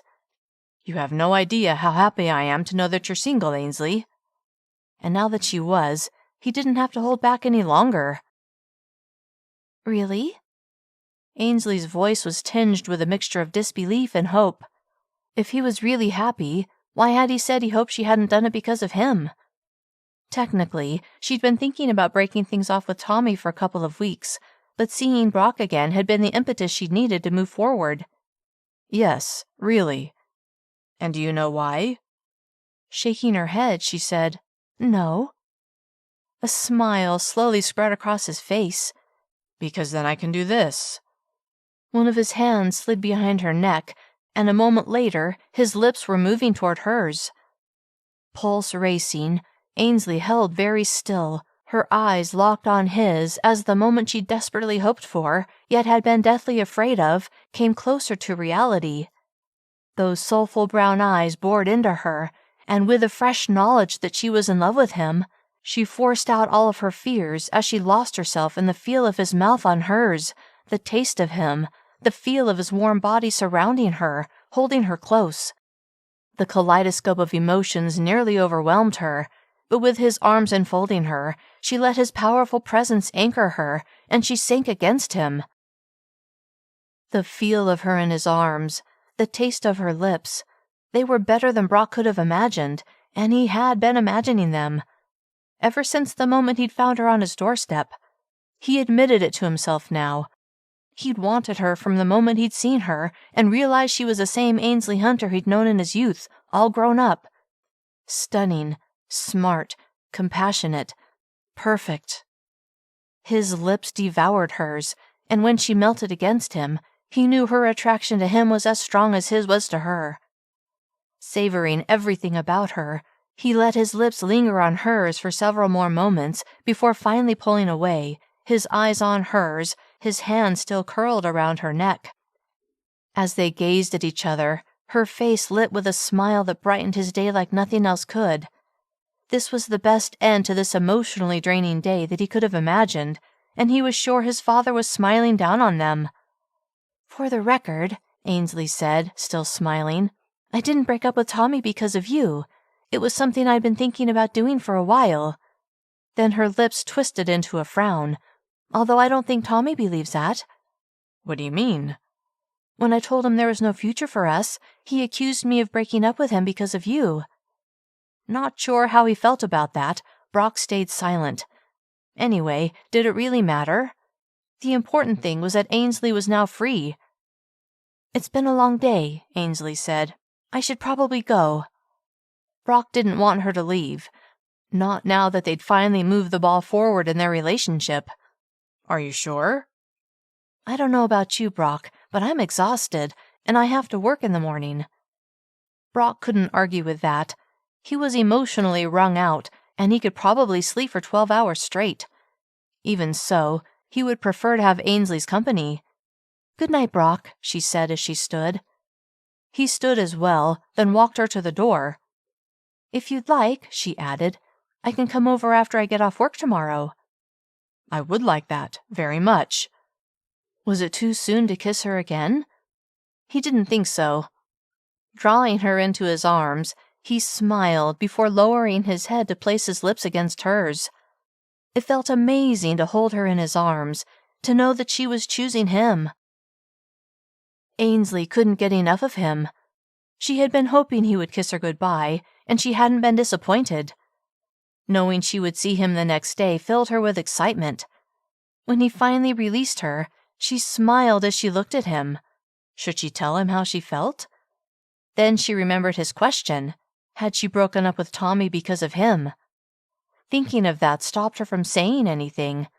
Why had he asked that? Was he worried that she was expecting more from him than he was willing to give? He was flying back to Sacramento in a few days. In all reality, this time in Rosebridge was just a nice interlude for both of them. Real life would hit them soon enough. She had to keep her expectations realistic. For now, she would look forward to spending time with him the next afternoon. She didn't want to think beyond that. See you tomorrow, she said, before opening the door and walking back to her house. Chapter 13. When Ainsley arrived at work the next day, Tessa met her with a frown. What's wrong? Ainsley asked, although she had an inkling. Tessa had known Tommy longer than she'd known Ainsley, so Ainsley wondered where her allegiances lay. I think you know, Tessa said, before walking toward the back room. Ainsley followed her. Tommy told you we broke up, didn't he? Tessa paused in gathering supplies and turned to Ainsley. He said you broke up with him. There was no denying that. I did, yes.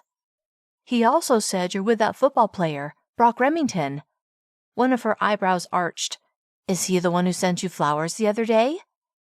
Annoyed that she felt a need to explain, Ainsley pursed her lips before speaking. First of all, Tessa, I'm not with Brock, although she wished she was. And yes, Brock sent me the flowers, but it was just as a thank you. I've been helping him pack up his father's things. She gave Tessa a meaningful look. His father just died, you know. Tessa sighed. I know. She paused a beat. If you're not with Brock, why did you break up with Tommy? I've been thinking about ending things with him for a couple of weeks. The time it seemed right. Tessa's eyes narrowed. So, you and Brock, you're not together? Ainsley thought about the kisses they'd shared the night before, and how much she'd enjoyed them. Then she thought about her realization that she loved him. Still, they weren't together. No, we're not. Really? Because Tommy told me that you cheated on him with Brock. Ainsley's eyes widened in shock. That's a lie, Tessa. She'd ended things with Tommy way before things had heated up with Brock. She definitely hadn't cheated on Tommy. What else did he tell you? Tessa appraised her. That the two of you have talked about marriage. Ainsley's mouth fell open. That is not true. Vehemence enveloped every word. We've never, not once, talked about marriage. We'd never even talked about being boyfriend-girlfriend. Why was Tommy telling people these lies? Well, Tessa said, Tommy had a different story. Placing one hand on her hip, Ainsley huffed out a breath. Who are you going to believe, me or Tommy? Tessa's lips flattened. I haven't decided yet. All I know is that you looked pretty dang happy when those flowers arrived, and you were still with Tommy then." "Did you tell him about the flowers?" Ainsley asked. Tessa didn't answer, but she didn't have to. It was written all over her face. "Why did you do that, Tessa?" Scowling, Tessa said, "I thought he should know." Since when had Tessa joined the relationship police? Ainsley had thought Tessa was her friend. Now she wasn't so sure. "I've got to get to work," Tessa said, before turning and walking away. Ainsley watched her go, her heart pounding with anger, at Tommy and at Tessa, but mostly at Tommy. All day long, Ainsley couldn't get Tommy's lies out of her head, especially when she looked Tessa's way and Tessa frowned at her. She had to resolve this with Tommy, today. The moment she got home, she sent Tommy a text. She had considered calling him, but the thought of arguing with him just made her tired. She reread the text before hitting send. It said, "Why did you lie to Tessa about us? Why did you say I cheated on you? Who else did you tell these lies to?" Confrontation wasn't something she enjoyed, and her heart pounded as she waited for him to reply. 10 minutes later, he did. His text said, "It wasn't a lie. You broke up with me because of your neighbor. Why can't you admit that?" Gritting her teeth in frustration, she forced herself to slowly breathe as she thought about a reply. Yes, she was in love with Brock, but that wasn't why she'd broken up with Tommy. She knew that. She was confident in that. Still, she stewed in her fury and frustration for several minutes before deciding that she wasn't going to give Tommy the satisfaction of an answer. Taking her time to get ready before going to see Brock, she changed into jeans and a t-shirt, touched up her makeup, then stared at herself in the mirror. What did Brock see when he looked at her? Surely he no longer saw the girl she once was, the girl who pestered him and Wes. Remembering their kiss the night before, she smiled. No, he recognized that she was a grown woman. But was he interested in anything beyond friendship and a few kisses? Only one way to find out. Today she would try to suss out his feelings for her, see where he saw them going. Anticipation and hope blossomed inside her as she walked out her front door. Ainsley was halfway across the grass between her house and Brock's when she heard a voice call her name, a voice she recognized as Tommy's. Spinning around, she saw him walking away from his car parked at the curb and toward her. He was wearing dress slacks and a button-up shirt. Must have just come from work. "What do you want?" she called out, not trying to hide the annoyance she felt. "I just want to talk to you." He continued walking in her direction, but when he was 8 feet away, she put up her hand, and he halted. "I don't have anything to say to you." "Come on, Ains, let's be civil." Her eyebrows shot up. "After you lied about me?" "Don't be so dramatic. Besides, I never lied." Her head tilted as her eyes narrowed to slits. "You told Tessa that I cheated on you. That's not true." "If telling yourself that gets you through the day." Fuming, she glared at him. "You also told her that we talked about marriage. That is a flat-out lie." He grinned. "Okay, maybe that was wishful thinking, but Tessa doesn't know that." So, he wanted Tessa, and who knew who else, to believe his lies. Fury fueled her words as a scoffing sound left her mouth. "There's no way I would ever marry you." Anger and humiliation flashed in his eyes. Good. Maybe he would leave her alone now. Shouting drew Brock to his living room window. That's when he saw Ainsley standing in the middle of her yard, arguing with Tommy. With his window closed, Brock couldn't hear what they were saying, but their body language told him they were both upset. Not about to leave Ainsley on her own with a man yelling at her, he decided to step in. Rushing to the door, his only concern was Ainsley. He flung the door open and stepped onto the porch, pausing a moment to assess the situation. That's when he heard what they were saying. "I wouldn't marry you if you paid me," Tommy said, his voice dripping with venom. "You're a cheating lowlife. Look at you. You were on your way to see him now, weren't you?" Brock watched Ainsley, and at that moment she turned. Their eyes met, the hurt and anger on her face unmistakable. From the moment Brock had met Tommy, he hadn't liked him. Now that animosity exploded. All the sunlight he normally saw in Ainsley had gone out, and he put the blame squarely on Tommy. Without stopping to think, he strode to Ainsley's side, glaring at Tommy the entire way. "Oh," Tommy said, his lips twisting into a smirk. "Look who's joining the party." "You're not welcome here," Brock said, his voice deep and menacing. "You need to leave." "I'm not going anywhere, caveman." Caveman? What? Ignoring the insult, Brock clenched his jaw, then felt Ainsley's hand slip into his.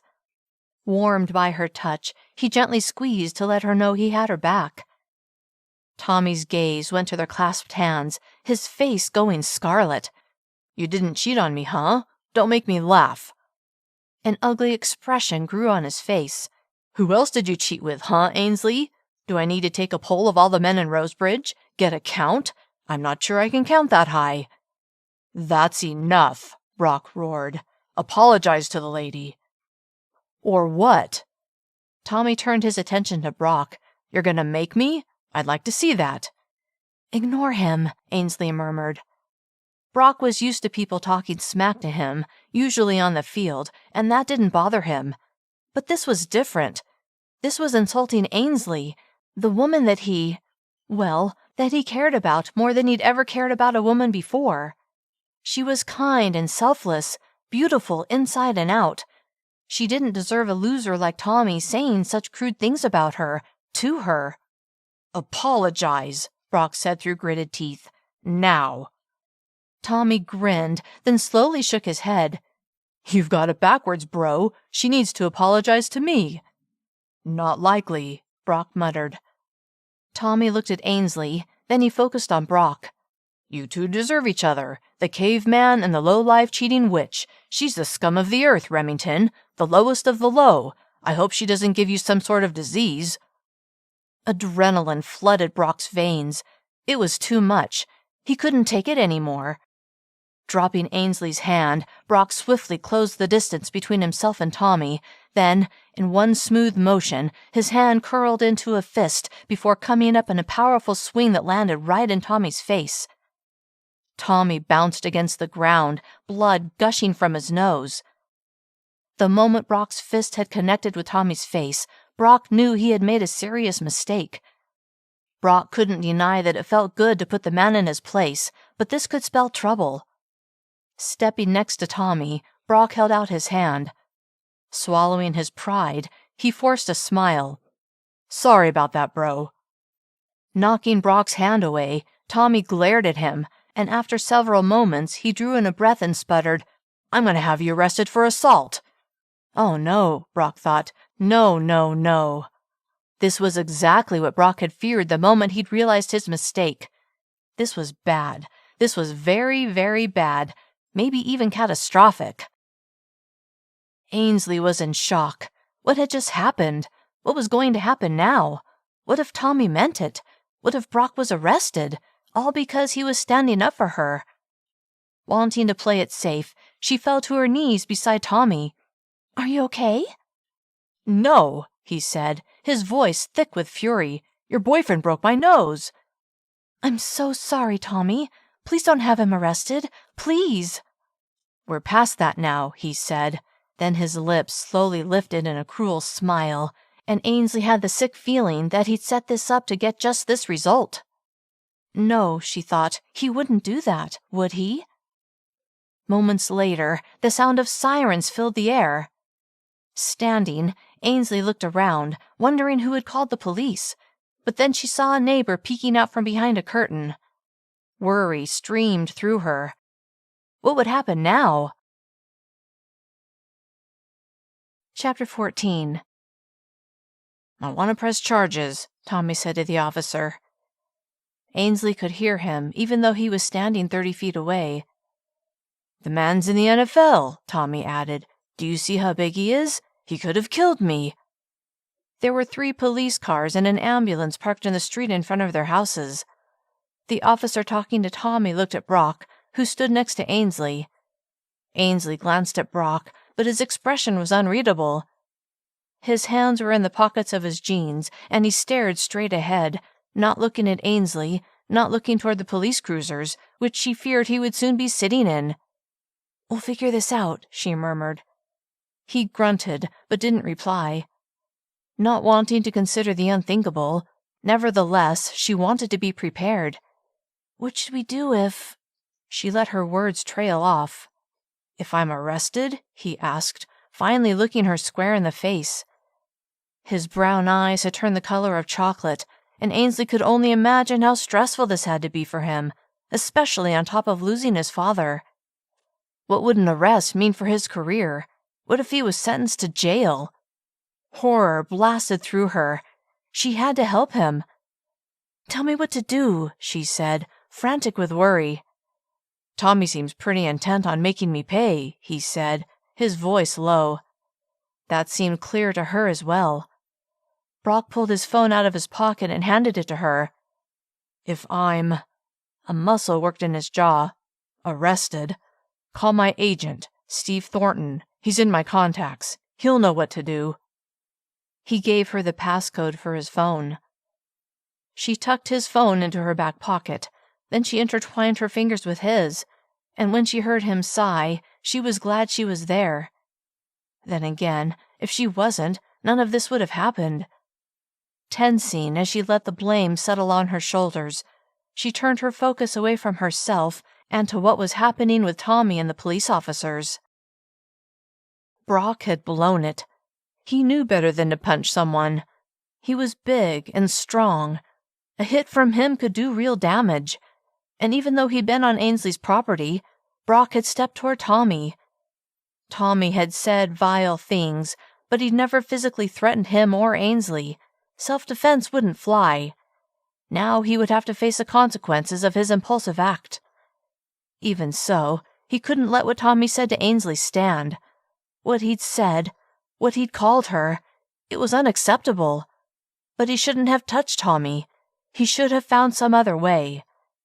Regret, hot and poisonous, wrapped around him, and when he saw one of the officers walking toward him, he pulled his hand from Ainsley's and relaxed his stance. No reason for the officer to feel threatened by him. "Let's talk over here," the officer said, pointing to an area well away from Tommy. Brock walked to the spot the officer indicated, then waited for the man to speak. "The gentleman over there says you assaulted him," the officer said, pointing in Tommy's direction. Brock read the tag on the pocket of the man's shirt, Officer Lyons, and resisted the urge to contradict his description of Tommy as a gentleman. "What's your side of the story?" Lyons asked. Knowing it was best to not say anything at all, Brock shook his head. "I'd rather not say anything without my lawyer present." Lyons sighed. "Turn around." Brock did, and without being asked, he put his hands behind his back, and then he felt the metal of the cuffs as they encircled his wrists. Then Lyons patted him down. "You have the right to remain silent." Brock tuned out the rest of Lyons' recitation of his Miranda rights, and instead twisted his head to look at Ainsley. Her hand was pressed to her mouth, and he couldn't miss the tears tracking down her face. Feeling like he'd failed her, failed his father, his team, everyone, Brock let Officer Lyons lead him to the police cruiser, and when they passed Tommy, he ignored him. Brock was seated in the back seat of the police cruiser, the first time in his life that he'd been in trouble with the law. Tears streamed down Ainsley's face. She could not believe what was happening. Paralyzed with fear and uncertainty, she tried to ignore the stares of the neighbors who stood on the sidewalk watching the spectacle unfolding before them. A few of them even had their phones up, documenting everything. "I'll be on the news tonight," she thought dully. "Brock Remington, tight end for the Sacramento Vipers, arrested for assault, because of me." The police cruiser that held Brock pulled away from the curb, and another officer approached her. Afraid that she would say something wrong, her mouth went dry. "Ma'am," the man said, "I'm Officer Cassidy." Nodding, she didn't reply. "You witnessed the altercation?" "Yes." Her voice was a whisper. "What happened?" She didn't want to get Brock into any more trouble, but she wasn't going to lie either. Maybe she could get them to understand that it wasn't Brock's fault, that Tommy had egged him on. "I broke up with Tommy the other day," she began, "and he was jealous. He accused me of cheating on him. He said some ugly things to me." "And then?" "Brock was just trying to protect me." "Did you feel threatened by Mr. Zimmerman?" Ainsley looked toward Tommy. Had she felt threatened by him? Not with Brock by her side. No one could hurt her with him there to protect her. "Tommy approached me after I told him to leave. He wouldn't leave." "Did Mr. Zimmerman threaten Mr. Remington before Mr. Remington hit him, or did Mr. Remington step forward first?" Fear of saying the wrong thing squeezed Ainsley's chest. Clear as day, she remembered Brock taking 2 large steps toward Tommy before punching him. But she couldn't say that. That would condemn him. Panic swelled within her. I... She shook her head, and her lips clamped shut. Officer Cassidy grimaced, then he turned and walked away. Not waiting to be questioned further, and not wanting to face Tommy again, Ainsley strode briskly back to her house, went inside, and locked the door. The next thing she did was call Brock's agent, desperately hopeful that he could get this straightened out. After explaining what was going on, she hung up and began pacing the room. Chapter 15. As the afternoon turned to evening, and Ainsley hadn't heard anything from Brock or heard back from Brock's agent, she became frantic with worry. What was happening? She had to know. Using Brock's phone, she called his agent as she sat on the couch and stared at the wall. "This is Steve," the man answered. "Hi, Steve. This is Ainsley Hunter. I'm sorry to bother you. I wanted to find out what was happening with Brock." "Sure. I found a good local attorney for him, but the man he assaulted wants to press charges. Evidently his nose was broken." Will he go to jail?" Steve sighed. "It's hard to say, but it's certainly possible. An assault charge is serious." Ainsley still held on to a sliver of hope that Brock could get out of this. "But Tommy was on my property, and he wouldn't leave." "Earlier you told me that Brock walked toward Tommy before hitting him, and that Tommy never physically threatened either one of you." "Right." "It sounds like Brock initiated the attack. That's not allowed, even if someone is on your property and won't leave. In that case, you should call the police." Steve paused. "I'm sorry, Ainsley. I'm sure Brock's attorney will do everything he can, but I don't want to give you false hope." Closing her eyes in abject despair, she said, "Thank you. Please let me know if you hear anything." "I will." She disconnected the call and set Brock's phone on her coffee table. Then she stood and went to the front window, staring at the spot where Brock had punched Tommy. No one was there now, but she could vividly see the whole thing play out in her mind. There had to be something she could do. Had to be. Chewing on the inside of her lip, she tried to think of anything she could do to help Brock, but she kept drawing a blank. If Tommy hadn't come over, she thought, none of this would have happened. It's all Tommy's fault, and now he wants to press charges. That's when it hit her. If she could convince Tommy not to press charges, then maybe it would all go away. Fresh hope poured over her, and without waiting another moment, she grabbed her purse from the kitchen counter and raced to her car. 10 minutes later, she stood on Tommy's front porch, her finger pressing the doorbell. When she heard his footsteps approaching the door, Ainsley had to force down the anger that had been building inside her ever since he'd shown up at her house. The door opened. Tommy's eyes widened. "Ainsley." Despite the fact that both of his eyes had dark bruises and a bandage covered the bridge of his nose, the mere sight of him brought on a fresh bout of fury, but Ainsley shoved down her anger. She had to stay focused on her purpose for being there. "Can we talk?" He smiled. "Sure." Then he opened the door wider and invited her in. She stepped inside, the space familiar. Tommy gestured with his head toward the couch, and when Ainsley nodded, he sat. She joined him, but sat as far from him as possible. Wanting to start the conversation on a conciliatory note, she asked, "How's your nose? Are you doing okay?" Tommy's hand went to his face and he grimaced. "It hurts. A lot. It was nothing that he didn't deserve, but Ainsley couldn't say that out loud. Instead, she said, "Brock didn't mean to hurt you, Tommy." A scoffing sound came from his mouth. "Could have fooled me. He stepped right toward me before taking a swing. And don't forget, he tackles people for a living. Don't think for a minute that he didn't mean to do this." Ainsley could see this was going to be more difficult than she'd anticipated. Licking her lips, she tried to come up with another strategy. "Why are you here?" Tommy asked. Deciding honesty was the best policy, she said. "I'm here to beg you to drop the charges against Brock. Please, Tommy. He just lost his father, for heaven's sake. Give the man a break." Tommy stared at her. "I'm worried about you, Ainsley." Brow furrowing, Ainsley tilted her head. "Why?" "The man has a temper." He touched the bridge of his nose again. "Clearly. What if he loses it with you?" That was not going to happen. Ainsley was certain of that. "I appreciate your concern, Tommy." That was a total lie. "But what can I do to convince you not to press charges?" Tommy looked thoughtful, like he'd never considered that before, and after several moments he spoke. "There may be a solution." Would he reconsider pressing charges? Hope ignited within her. "What? What's the solution?" She hadn't meant to sound so eager, but she couldn't help herself. He lifted his chin. "You're not going to like this, but I'm only doing it because I care about you so much." Wary, Ainsley said, "What are you talking about?" "I'll drop the charges on one condition."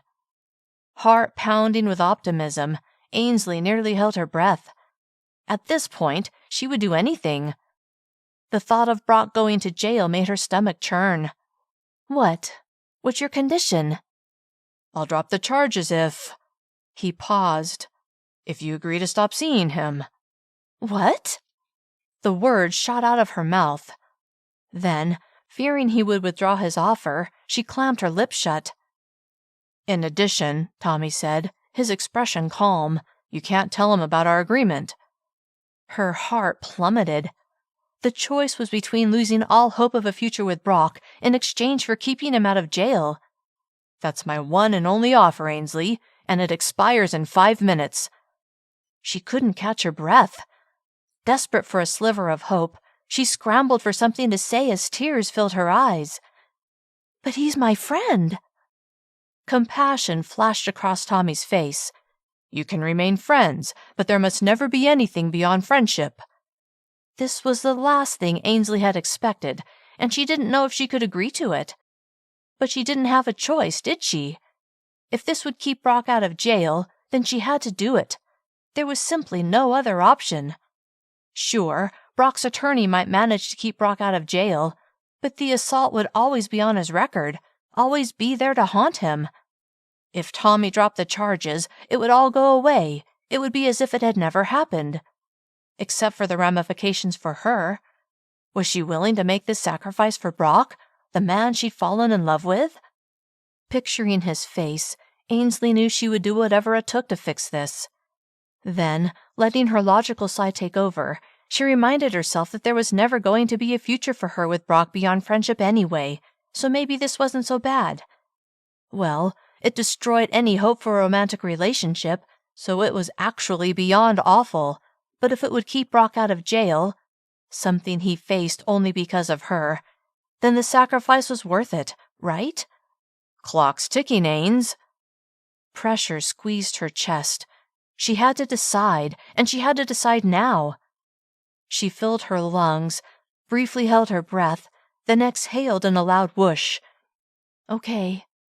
The word was barely audible. Tommy grinned. "What?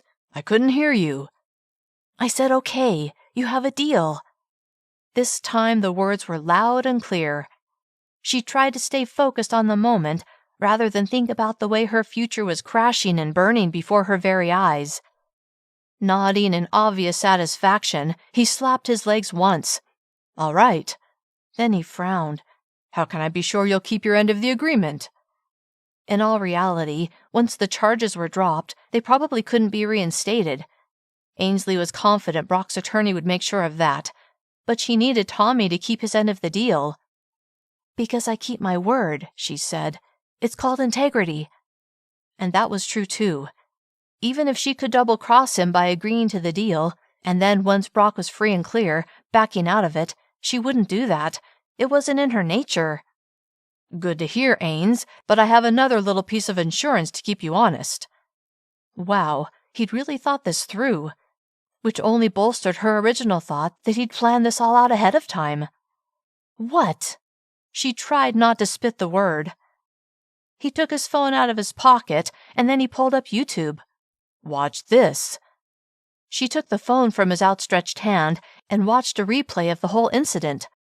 Evidently, a neighbor had filmed their altercation and then uploaded it. There had already been over 1 million views. Bile churned in Ainsley's stomach. Seeing Brock hit Tommy in the face, then Tommy fall to the ground as blood poured from his nose, it was horrible to watch. And she'd been the one Tommy had been insulting. None of that had been picked up on the recording. Instead, it clearly showed that Brock was the aggressor, that he had cold-cocked Tommy. And Brock looked huge compared to Tommy. No one would feel sorry for Brock. No one but her. She handed the phone back to him. If you break our deal, he said as he tucked the phone into his pocket, I'll bring civil charges against Brock Remington for pain, suffering, humiliation, injury. You name it. A jury will eat it up. The big NFL star punching out the little guy. He grinned. That would be me. I'll win, and everyone will know that a jury of his peers agreed that Brock is a bully. He could even get kicked out of the NFL. Horrified that any of that could happen, Ainsley fought back tears. If she could keep that from happening to Brock, then she would, no matter the cost. And the only way to assure that was to keep her relationship with him strictly platonic. The memory of him kissing her the night before filled her mind. She'd never enjoyed a simple kiss as much as she'd enjoyed the kisses with him. Without a doubt, being in love with him made all the difference, but she would have to put that aside, to forget the way she felt. She would do it. For Brock. Heart aching with sorrow, she again reminded herself that there was never going to be a future for the two of them. He had his life in Sacramento, a life filled with NFL games, parties, and gorgeous women. There was no room for her in his life. If she could only remember that, this would be much easier to get through. Who was she kidding? This was going to be torture. Ainsley, Tommy said, his voice nasally due to his broken nose. What? I'm not going to have to file a civil suit, am I? No. The word was immediate. No, you're not. I promise. His grin, accentuated by his black eyes, looked evil. Good. When are you going to drop the charges? His lips twisted into a smirk. It's getting a little late now, but I'll go in the morning. Outrage built inside her, but she drew in a slow breath to calm herself. She was so close to the goal line, she couldn't do anything to blow it. Standing, she tried to smile, but she couldn't quite get there. She turned and walked to the door. Thanks for stopping by, Tommy said as he followed her. And remember, don't tell him about our deal. Without another word, Ainsley opened the door, walked to her car, and drove away. Chapter 16.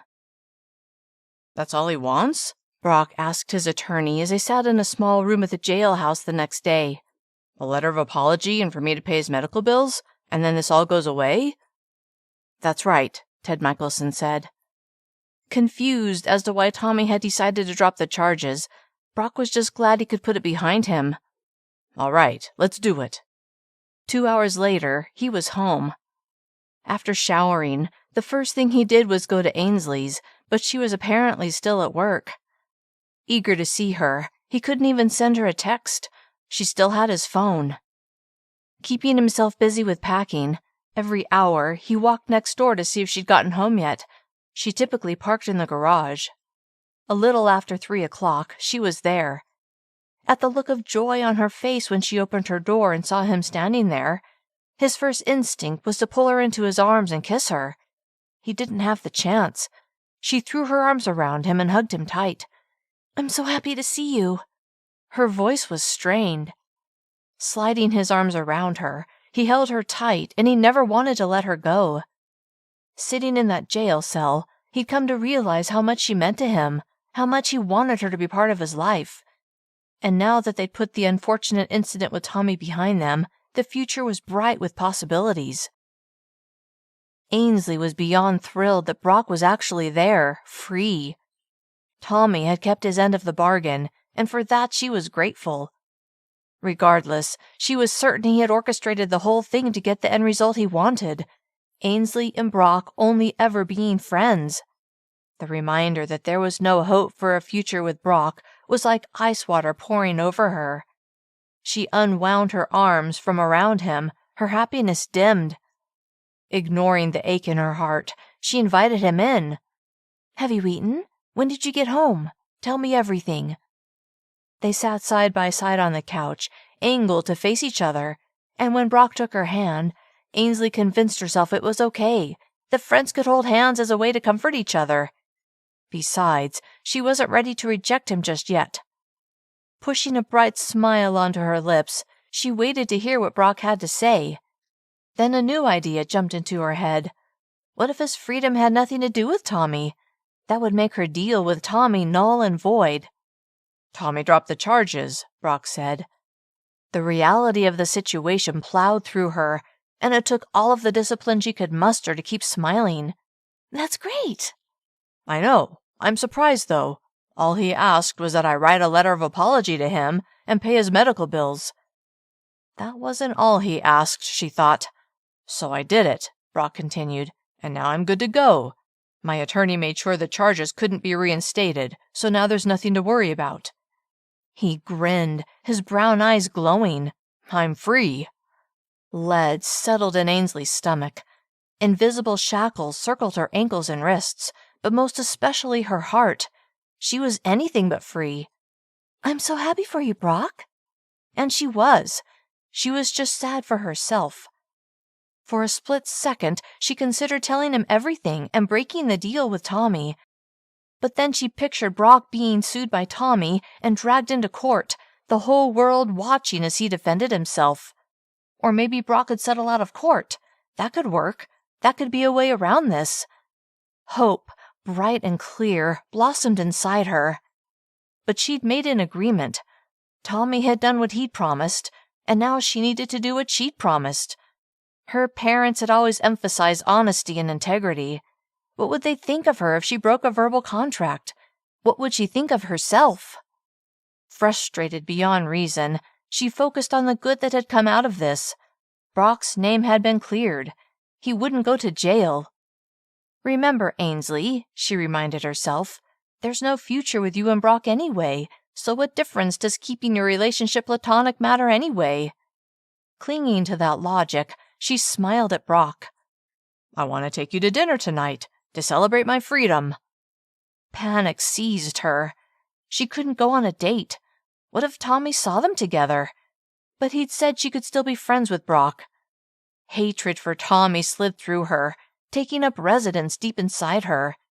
She'd broken up with him, but he was controlling her life. "What do you say?" Brock asked, his face filled with expectation. Ainsley hesitated. "Would this be a date?" Yes." Swallowing over the knot that formed in her throat, Ainsley gently pulled her hands from his as she shook her head. "I don't know if that's a good idea." Brock's eyebrows yanked together. "Why not?" Hating Tommy with every fiber of her being, she frowned. That is, I'm not interested in dating you. I just want to be friends." The bitterness of the lie made her want to rinse her mouth out with vinegar. That would improve the taste. "Oh." He seemed to deflate right in front of her.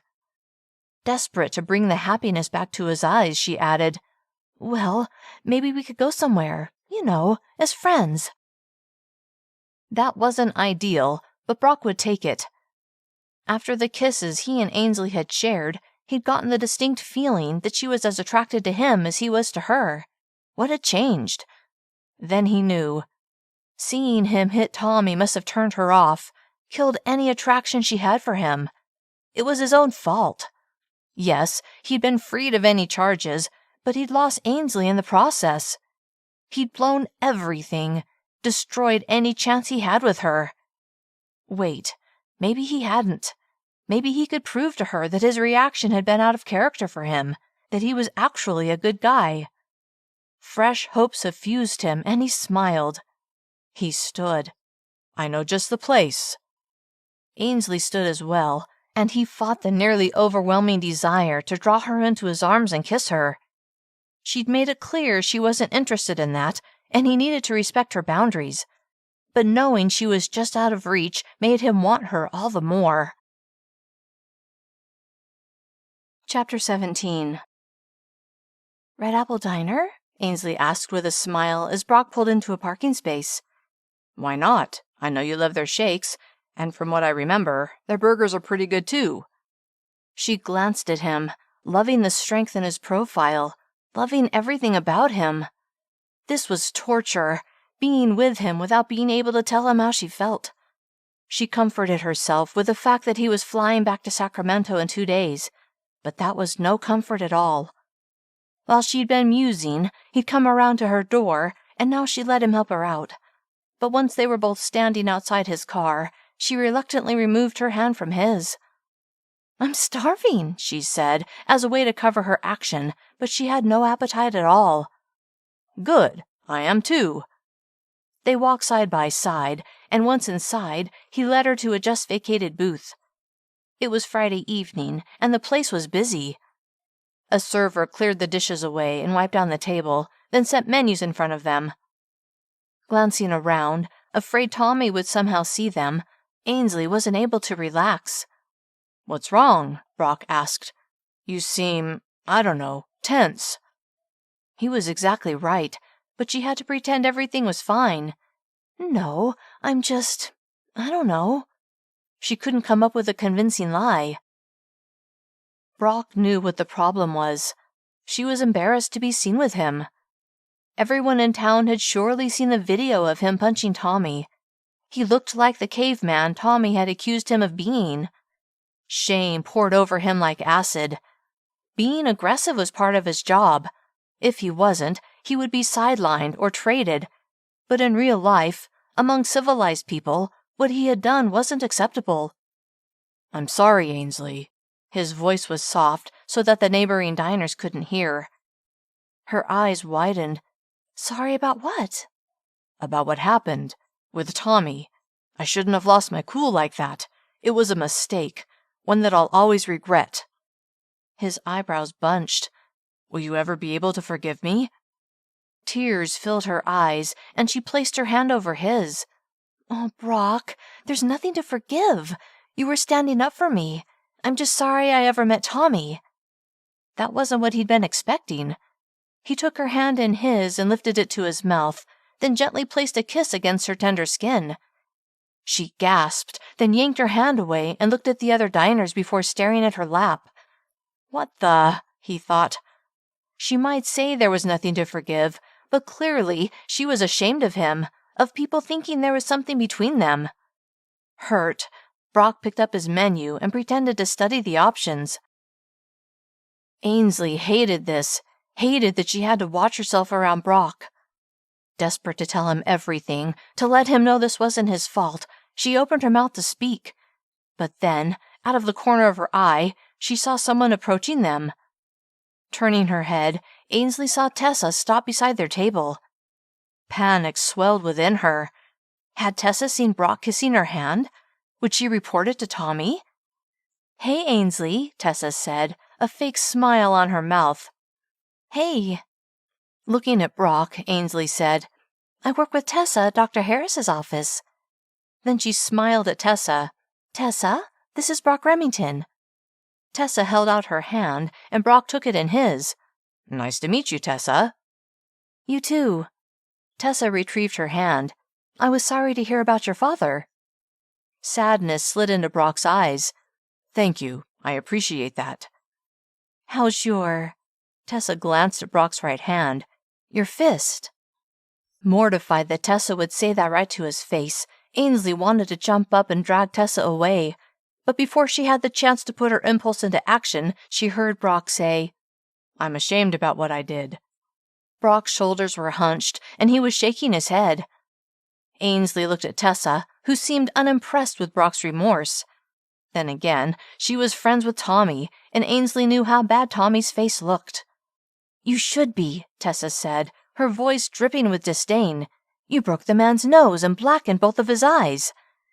"That's enough, Tessa," Ainsley heard herself say, her voice loud and firm. Tessa's lips flattened as she looked at Ainsley, then she stormed away. "Let's get out of here," Brock said. Ainsley leapt to her feet, eager to get away from everyone's judgmental stares. A few minutes later, they were back on the road. "I'm sorry about Tessa," Ainsley said. "She and Tommy are friends." He frowned. "I figured as much." He reached over and took her hand, and she didn't pull away. She couldn't. It felt too good to have her hand in his. "Thanks for standing up for me." Glad she'd done at least that. She wanted to do more, but had no clue where to start. "Let's go to my place and order a pizza," Brock said. Then he chuckled. "We can do some more packing while we're there." "That's a great idea." That was something she could do to help him. It was something a friend would do. But she wanted to be more than friends. Desperately. "You like packing?" "Not particularly, but—" "What?" I want to help you. And kiss you," she thought, "and tell you that I love you." He smiled at her. "You're the most giving person I know, Ainsley." She didn't know about that, but she was flattered he thought so. Wanting to keep the conversation less personal, even though her hand was still in his, she asked, "How much packing is left?" "Not a whole lot." "That's good." "Yeah.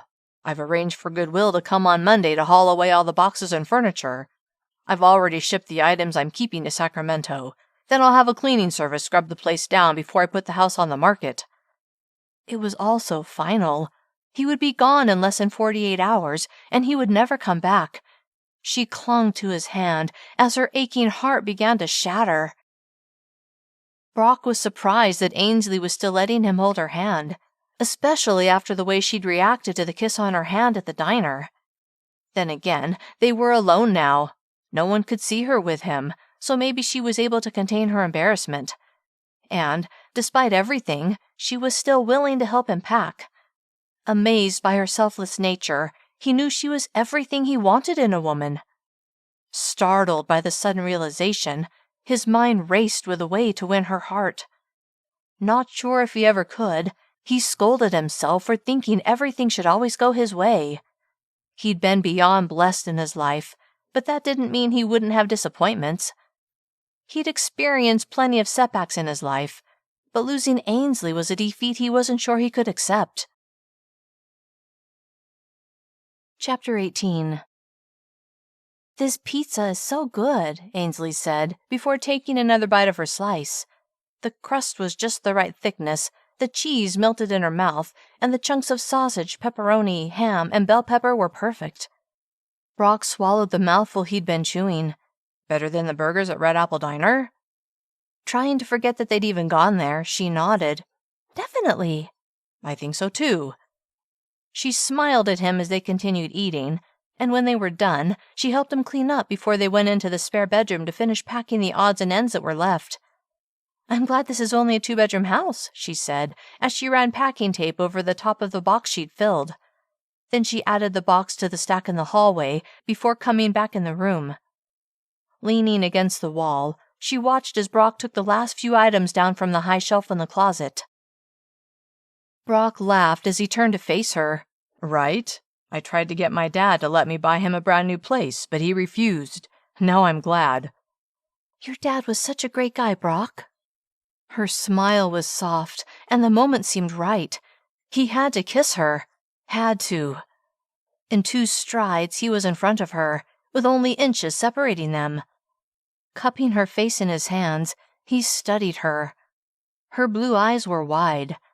When he looked into those eyes, all he saw was a woman without guile, a woman who was trusting and kind and good, a woman he was falling in love with.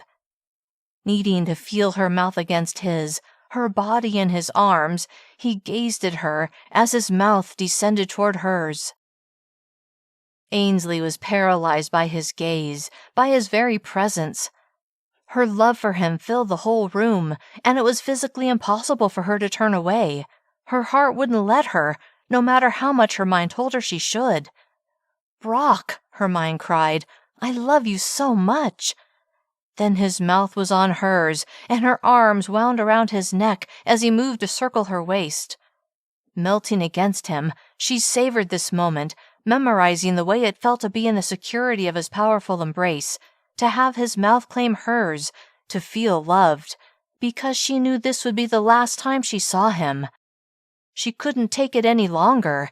She couldn't spend another day with him, not when she knew there could be no more than friendship between them. Early the next morning she would leave. She didn't know where she would go, but she would pack a bag and leave town, and she wouldn't come back until she knew Brock had flown back to Sacramento.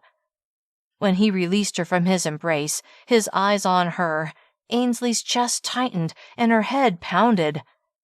Keeping all this emotion in was doing terrible things to her body. Desperate to tell him everything, she couldn't break her promise. She just couldn't.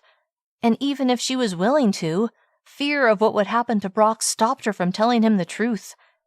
The pounding in her head increased. "I don't feel well," she said. "I need to." She glanced toward the hallway. "I need to go." Concern filled Brock's face. "Are you sure? Maybe I can help you." There was absolutely nothing Brock could do to help her. She'd made this agreement with Tommy, and she would have to deal with it on her own. She shook her head. "No." Then she smiled. "Thank you, though." Brock ran his finger down her jaw, and she nearly burst into sobs at his touch. "Let me know if you need anything, okay?" Afraid to open her mouth for fear that she would burst into hysterics, Ainsley nodded. Then with a final smile, she turned and hurried to the front door. Brock followed Ainsley to the door, worried about her. She'd been on edge ever since he'd been released from jail. Then his thoughts ricocheted back to the word jail. He'd been in jail. That was not the kind of place Ainsley had ever been. He was probably the first person she knew who had been arrested. No wonder she was having a hard time with this. What must she think of him? Clenching his jaw, he opened the door for her, and when she threw him a sad smile in lieu of saying goodbye, he feared there would be no coming back from this. Chapter 19. Before the sun came up the next morning, Ainsley was on the road. She didn't know how early Brock got up, but she didn't want to take a chance on running into him before she'd gotten away. It was Saturday, so at least she hadn't had to miss work. Now, as she drove west along the interstate, she forced her thoughts away from Brock and to where she was headed. An image of the Pacific Ocean filled her mind. Her parents had taken her and Wes to the Oregon coast when they were kids, and she'd loved it. The sound of the waves, the cry of the seagulls, the salt-filled air. Yes, that's exactly what she needed. They'd stayed in Cannon Beach. That's where she would go. With a destination in mind, her heart lifted, and she even managed to smile. First thing Saturday morning, Brock went for a run. He'd missed his workouts this week, but he didn't regret the time he'd spent in Rosebridge. He'd needed this time to say goodbye to his father. As he jogged along the familiar streets, his mind went to Ainsley. After he showered, he would go to her house and have a frank talk with her, find out what was going on. He was leaving the next day, and before he flew back to Sacramento, he needed to clarify where the relationship was headed. Smiling as he remembered their kiss, he knew he wanted to pursue a relationship with her. Then her words filled his mind, the words telling him that she didn't want the same thing, that she only wanted friendship. Yet her reaction to his kiss belied those words. Confused by the mixed messages, he was determined to find a way to change her mind. Confident that this would all work out, he continued his run. An hour later, showered and feeling good, Brock walked over to Ainsley's house. As far as he knew, she wasn't working, but he'd never confirmed what her plans were, So when he knocked on her door and no one answered, he was disappointed but not terribly surprised. Eager to talk to her, he sent her a text as he stood on her porch. It said, "Would love to see you. When will you be home?" Then he walked back to his house, ready to finish up packing his dad's garage. Ainsley heard her phone chime a text as she drove. An image of Brock's face jumped into her mind, and she wondered if he'd discovered yet that she'd left. On the other hand, it could be from Tommy, warning her on the kiss Tessa may have witnessed the night before. Heart pounding, she grabbed her phone from the cup holder and glanced at the screen. The text was from Brock, but she couldn't read it in the short glance. With her lips hovering between a smile and a frown, she set her phone back in the cup holder, then she looked at her gas gauge. At the next gas station, she would pull off and fill up her tank while also checking her messages, and while she was at it, she would arrange for a place to stay that night. 20 minutes later, she pulled next to a gas pump. After her tank was filled, she parked in front of the mini-mart, anxious yet apprehensive to read Brock's text. She read his message twice. He wanted to see her, would love to see her. Devastated that that wouldn't happen, she felt heat building behind her eyes. Blinking rapidly to clear the tears that insisted on filling her eyes, she sighed, then typed a response. It said, "I needed time to think, so I've gone out of town. I'm sorry I didn't tell you goodbye." Finger poised over the send button, she feared being drawn into a discussion with him. If he pressed her for more, would she break? Would she tell him about the deal she'd made with Tommy? What would Brock do if he found out? Would he beat Tommy into unconsciousness? That would send Brock to prison for sure. He'd been so contrite about what had happened that she didn't really believe he would go after Tommy, but she couldn't take the chance. Besides, her mind was already made up. She'd made a promise, and she wasn't going to break it. She pressed send and mentally crossed her fingers that he would leave it at that. Next, she looked up hotels to stay in Cannon Beach, and after a few phone calls she found one with a vacancy, one right on the beach, a resort and spa. Booking it, she allowed a small smile to curve her lips. A room overlooking the ocean, a massage, and a walk on the beach. Yes, that was just what she needed. Then she turned off her phone. She didn't need the distraction of messages from Brock. After driving for 10 hours, she arrived in Cannon Beach in the late afternoon and drove straight to the resort. Climbing out of her car, she smiled, then she closed her eyes as she tilted her head back to soak up the sun. Drawing in a lungful of fresh ocean air, she sighed in contentment. 10 minutes later, she was checked into her room, and thanks to a cancellation, she was scheduled for a massage later that evening.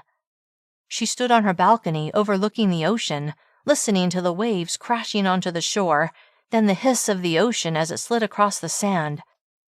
A sense of peace settled over her, and she knew leaving town had been the right thing to do. Despite that, she couldn't get Brock off of her mind.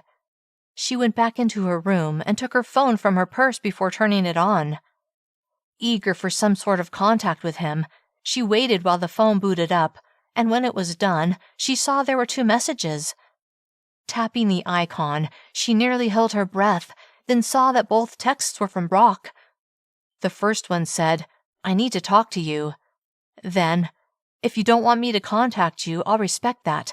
It was good seeing you. Take care of yourself." Her heart dropped. He thought she didn't care about him, that she wanted nothing to do with him. But why would he think otherwise? Just the day before, she told him she only wanted to be friends. And then when he'd kissed her the night before, she'd run home, telling him she didn't feel well. And today? Today she'd left town without so much as a goodbye. If he had done those things to her, she would be devastated, crushed, hurt beyond belief. What was wrong with her? How could she do that to the man she loved? Tears flooded her eyes, and she let them overflow her lashes and slide down her cheeks. She had to tell him how she felt, that she was in love with him, that she couldn't live without him. Then an image of Tommy, grinning with blackened eyes and a broken nose, filled her mind. Was it worth it to break her promise with him, just to satisfy the longings of her heart? Torn and confused, Ainsley headed to the beach, her mind in turmoil. Chapter 20. Brock was hurt. How could Ainsley leave town without saying goodbye? When had she decided to leave? Had she already made her plans when he'd kissed her the night before? Did she say she wasn't feeling well so that she could get away from him and put her plan into action? Why? Why had she left? Was what he'd done so unforgivable that she couldn't bear the sight of him? Hating himself for what he'd done, he set his suitcase on the bed. He'd finished packing up his dad's belongings, and he needed to get out of town, out of Rosebridge, away from any reminders of Ainsley Hunter. He had to get home. His flight wasn't scheduled until the next day, but he was ready to head to the airport now. There was no point in sticking around, no point in dragging out his anguish. He would get back to Sacramento, and then he would immerse himself in his training. There was no other solution. He finished packing his bag, then he walked out to his car. Ainsley walked along the shore, her feet bare, the waves rushing up her calves before retreating into the ocean. She hardly noticed the softness of the ocean foam as it curled around her bare legs. Her mind was on Brock and whether she could live with herself if she broke her deal with Tommy. Uncertain, Ainsley wished she could talk it over with Brock, but not telling him was part of the deal. Maybe she should call Wes. She told him about Dan Remington's death, but hadn't spoken to him since. Yes, she would call her big brother. Minutes later, she had him on the line. "What are you up to, Ainsley?" he asked after she greeted him. "What's that noise I hear?" Warmth toward her brother rushed through her. "Guess where I am?" He laughed. "I have no idea." "Okay, I'll tell you. Cannon Beach, in Oregon." She told him the name of the resort. "It's gorgeous here." "What are you doing there?" Then she told him everything. How Brock had come to town, how she'd realized that she was falling for him, how she'd broken up with Tommy, how Brock had punched Tommy. And then she told him about the deal she'd made. Dead silence, then, "Are you kidding me? He made you agree to that? That's blackmail, plain and simple, maybe even extortion." The vehemence in his voice shook her. Was he right? Had the deal been a form of blackmail? And if it was, what did that mean for her? "What should I do, Wes? I made a promise. I can't break my promise." A loud sigh came over the line. "Let me think about this, okay? I'll call you back later." "Okay, thank you. I love you." "Love you too." Ainsley tucked her phone back in her pocket and turned around, ready for her massage. 3 hours later, she was soaking in her bathroom's garden tub, her muscles pleasantly sore. It had been a long time since she'd had a massage, but her body felt loose and relaxed. It was after 7, and she was hungry. Was it only the night before that she'd been eating pizza with Brock, that he'd kissed her so passionately? Closing her eyes, she tried to empty her mind, to banish all thoughts of Brock, but her mind refused to cooperate. Instead, his face was front and center, and she could hardly stand it. Wes had yet to call her back, and she was getting increasingly desperate for direction. Frowning in resignation, she stood and grabbed a towel. "The water's getting cold anyway," she murmured as she dried off. After dressing, she called Wes, but his phone went to voicemail. "Wes," she said after the beep, "I'm really struggling here. Please call me back." Not up to facing anyone, she ordered room service, then went onto the balcony while she waited. Sunset was approaching, and the view was stunning. Orange and pink streaked the sky, the colors reflected in the waters of the Pacific. Soaking in the view, Ainsley felt a sense of peace, and she reveled in it because she knew it wouldn't last, not with the turmoil in her heart. A knock sounded on her door. Her stomach rumbled in reply, and she strode to the door, ravenous. She pulled the door open, then froze, paralyzed with shock. Chapter 21. "Hi, Ainsley," Brock said, barely able to suppress his smile. A myriad of emotions flitted across her face: shock, happiness, disbelief.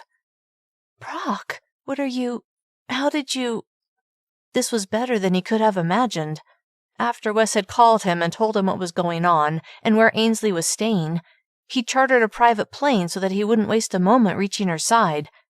And now here he was, and there she was, looking as gorgeous as ever. He still couldn't believe what Tommy had done, what he'd made her promise in exchange for dropping the charges. She'd completely sacrificed herself for him. It was more than he would have expected from anyone, and it totally explained the way she'd been acting. He gazed at her, love for her settling deep into his soul. He'd known her for years, but had only gotten to know the real her over the past week, and he'd fallen for her, hard. Nothing was going to change that. Not threats from Tommy, not the distance between Rosebridge, Idaho and Sacramento, California, not even Ainsley's tendency to put everyone but herself first. "Are you going to invite me in?" he asked, his lips quirking up. "Yes," she said with a laugh. "Yes, of course." She stepped back to let him enter. "Nice digs," he said as he passed her, resisting the urge to drag her against him and kiss her senseless. She had no idea he knew the truth, and he didn't want to put her in an awkward position by making a move when she still thought she needed to keep him in the friend zone. "Thanks," Ainsley replied. "I like it here." Was this really happening? Was Brock really here? How had he found her? What was she going to do now? She still hadn't heard back from Wes. What would he tell her to do? Dang him for not getting back to her. A knock sounded at the door. "Are you expecting anyone?" Brock asked. Not able to wipe the stupid grin from her face, she nodded. "Yes, room service." He chuckled. "I'll take care of it." She watched as Brock accepted the tray and gave the man a tip. Then he set the tray on the desk before turning back to her. He smiled at her. "I'd like to take you somewhere for dinner." Oh boy, she thought, back to her original problem. Even if what Tommy had done was blackmail, she couldn't break their deal. She'd promised. That meant something to her. "What do you say?" he asked as he stepped closer to her, his voice low and sexy. "Will you go out with me?" Panic crashed over her. Why can't we eat here?" She gestured lamely toward the tray. "We already have food."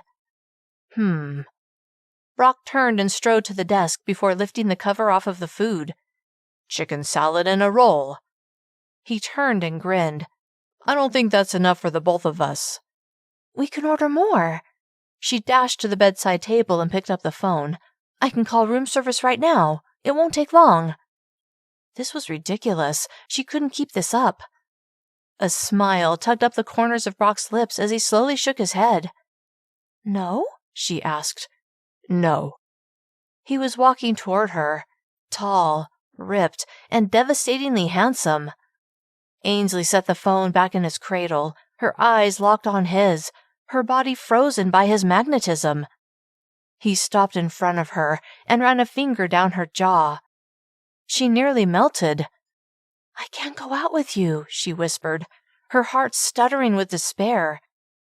To her surprise, he didn't look disappointed. Instead, his smile grew. "That's what you think." Confused, her brow furrowed. "It is?" His fingers lifted her chin, forcing her to keep her eyes on him. "You're wrong, Ainsley. You can do whatever you want." "I can?" He was wrong. He didn't know what she'd committed to. "Yes." Then he leaned down and pressed his lips to her forehead. She sighed as her eyes fluttered closed, and when he pulled away, she looked at him, her heart shattering anew. She loved him so much, but he would never be hers. Never. Tears filled her eyes, but she didn't want him to see. She had to keep up the charade that she only cared about him as a friend, no matter how hard that would be. Stepping to the side, she looked down, then walked around him. Keeping her back to him, she swallowed the tears. "I'm sorry you came all this way, Brock, but you should go now." "I can't do that." Why, oh why, did he have to make this so hard? "Ainsley." His voice was so sexy, so deep. She turned around to spite herself.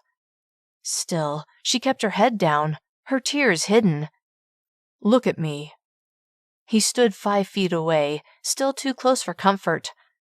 Wiping her eyes, she inhaled sharply, then slowly released a ragged breath, but she managed to get her emotions under control. Then she lifted her eyes to his. "I have something to tell you." There was nothing he could say that would mend her heart, nothing. He sat on the small couch tucked against one wall, then patted the seat next to him. Drawn to him despite her best efforts to resist, she trudged to the couch and sank onto the cushion beside him, turning to face him. He took her hands in his thumb tracing circles on her smooth skin. "Ainsley, you are, without a doubt, the most honorable woman I know." What? Where was this going? What did that have to do with anything? "Which is why Tommy knew he could take advantage of you." Ainsley's eyes went wide. What was he saying? How could he know? "Ainsley, you don't have to pretend any longer. I know all about Tommy and his deal." "How?" she sputtered. "How could you know? I didn't tell you. I kept my promise." His eyes softened, and he lifted one hand to stroke her face. "Yes, you kept your promise." "I never told." Realization dawned. "Wes told you, didn't he?" That must be why he hadn't called her back. He'd gone straight to his old friend Brock, told him everything. Slightly irritated with her brother for going behind her back, she was mostly thrilled that Brock had found out without her having to break her verbal contract. "Wait," she said, as the other half of the contract filled her mind. "I also promised that I would never be more than friends with you." Brock knowing the truth wouldn't change that. Rage at Tommy filled Brock, but for Ainsley's sake, he kept it at bay. Letting Ainsley know how he felt about Tommy wouldn't help her one iota. Instead, he had to convince her that the entire agreement was bogus. He would rather face the assault charges than have her feel like she needed to sacrifice for him. "You realize that was emotional blackmail, don't you?" Her forehead creased. "But I got what I wanted out of it. I agreed. He didn't make me agree. I did it of my own free will and choice." This was going to be harder than he thought. Nevertheless, he had one ace up his sleeve. "Think about it, Ainsley. How is it okay for him to demand that you change your feelings for someone? For no reason other than to drop those charges. Charges for doing something which I'm beginning to think he wanted to have happen." She stared at him, and he could see the wheels turning, then sadness filled her eyes. "Why does it matter?" Her voice was just above a whisper. "You're going back to your life in Sacramento, a life that doesn't include me." That's where she was wrong, and now it was time for him to tell her. So, Ainsley thought, Brock believed Tommy orchestrated the whole thing too. Well, the jerk had gotten what he wanted. Ainsley forced down the tears and the anger and focused on Brock, waited to hear what he would say. Then, to her surprise, he smiled. "It matters," he said, his eyes sparkling and his voice soft, "because I'm in love with you, Ainsley." Her heart faltered, then went into a gallop. He loved her? Really? Was that possible? "You are?" His smile turned to a grin. "Yes, I am." Maybe there was hope. Maybe they could figure this out. Her eyes didn't move from his face. "I love you too." He gazed at her a moment longer, and then he drew her into his arms. She went willingly, happily. Held in his embrace, she felt safe, like he would protect her from all the evil in the world, from people like Tommy. "Ainsley," he murmured into her hair, "my sweet, sweet Ainsley." Smiling in contentment, she allowed herself to relax against him. She heard his phone buzz in his pocket. "I'm expecting some news," he said as he shifted to take the phone out of his pocket. Ainsley sat up, curious what was so important that he would let it interrupt this moment. He looked at the screen, then his face broke out in a wide smile. "He did it." "What?" Brock looked at her, and he seemed even happier than he had been before. He showed her the text. Ainsley read the words. "It's done." "I don't understand. What's done? Who's that from?" "My lawyer. While I was flying here, I asked him to draw up an agreement and to get Tommy to sign it." Ainsley's eyes widened. "What do you mean?" "I had my lawyer negotiate a monetary settlement with Tommy, a lot more than he would have gotten had he sued me, and in exchange, he agreed to never sue me for what happened." Brock's eyes sparkled, "and he agreed to release you from any contract, verbal or written." It took a moment for her to digest the news, to believe it.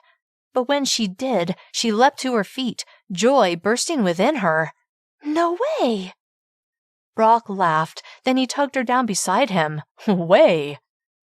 She threw her arms around him and burst into sobs. Sobs of relief and sobs of joy. "Hey," he said. "Hey, it's okay. Everything's okay now." She pulled back and smiled at him through the curtain of tears. "I can't believe you did that for me." He grinned. "You could say I did it for me. How else was I going to convince you to be part of my life?" She gazed at him, her heart bursting with emotion. "I love you so much." He cupped her face and used his thumbs to wipe away her tears. "I love you, Ainsley. Don't ever forget that." Then he pressed his lips to hers, and she knew she would never let anything keep them apart again. Chapter 22. "This is a nice place," Ainsley said, as Brock helped her into her seat at the restaurant, her heart overflowing with emotion. What he'd done for her, it had been beyond her wildest dreams, and she knew he truly loved her. "I'm glad you approve," he said, as he sat across from her. When he had insisted that they go out to eat, she'd readily agreed. Beyond grateful that her life was her own again, that she no longer had to hide the way she felt about him, she was ecstatic to be able to go out with him, to show the world that he was hers. They ordered their meal, then Brock leaned forward and took her hand in his. Loving the way it felt to be cared for by him, she smiled. "There's something we need to discuss," he said, his lips lifting into a smile. "What?" "I want you in my life, Ainsley. I hope I've made that clear." He had, and she couldn't be happier. "Yes." "As you know, I live in Sacramento, and I'm not in a position to move." She could see where this was going, and she had no problem moving. It would be good to get away from Tommy, to never see him again. "What I'm asking is, would you be willing to move to Sacramento?" "Yes." She spoke the word without hesitation. "I'm sure Sacramento could use another dental hygienist." He laughed. "Yes, I'm sure it could." Thrilled beyond measure that she had agreed so readily to move to Sacramento, to be with him, he had one more question for her. "Ainsley?" She looked at him, her blue eyes so full of trust that it almost hurt. What if things didn't work out between them? What if he failed her? He couldn't let that happen. He would do everything within his power to make her happy. Swallowing over his nervousness, he smiled. "When you move to Sacramento, you won't have a place to live. Would you want to move in with me?" He wasn't sure he was ready for that step, but she was making such a big change, he wanted to do everything he could to help her transition. The offer was sweet, it really was, but Ainsley shook her head. "I love you, I do, but I'm not ready to take that step." He smiled, and Ainsley read relief in his expression. Glad they were on the same page, she squeezed his hand. "But I hope we can see each other all the time." "We're going to spend so much time together that I hope you don't get sick of me." She laughed. That would never happen. "Unlikely, Brock." Chuckling, he said, "You say that now." Excitement surged through her. Her whole life was in front of her, and she was confident Brock would be part of her future now. The man she loved, the man who had already shown her what he was willing to do for her. Happiness cascaded over her, and as she looked into his eyes, she knew he was the same person she crushed on growing up, only better. Now he was hers. Hers to love, hers to care for, hers forever. This has been False Start, written and narrated by Christine Kersey. Copyright 2017 by Christine Kersey. Thanks for listening.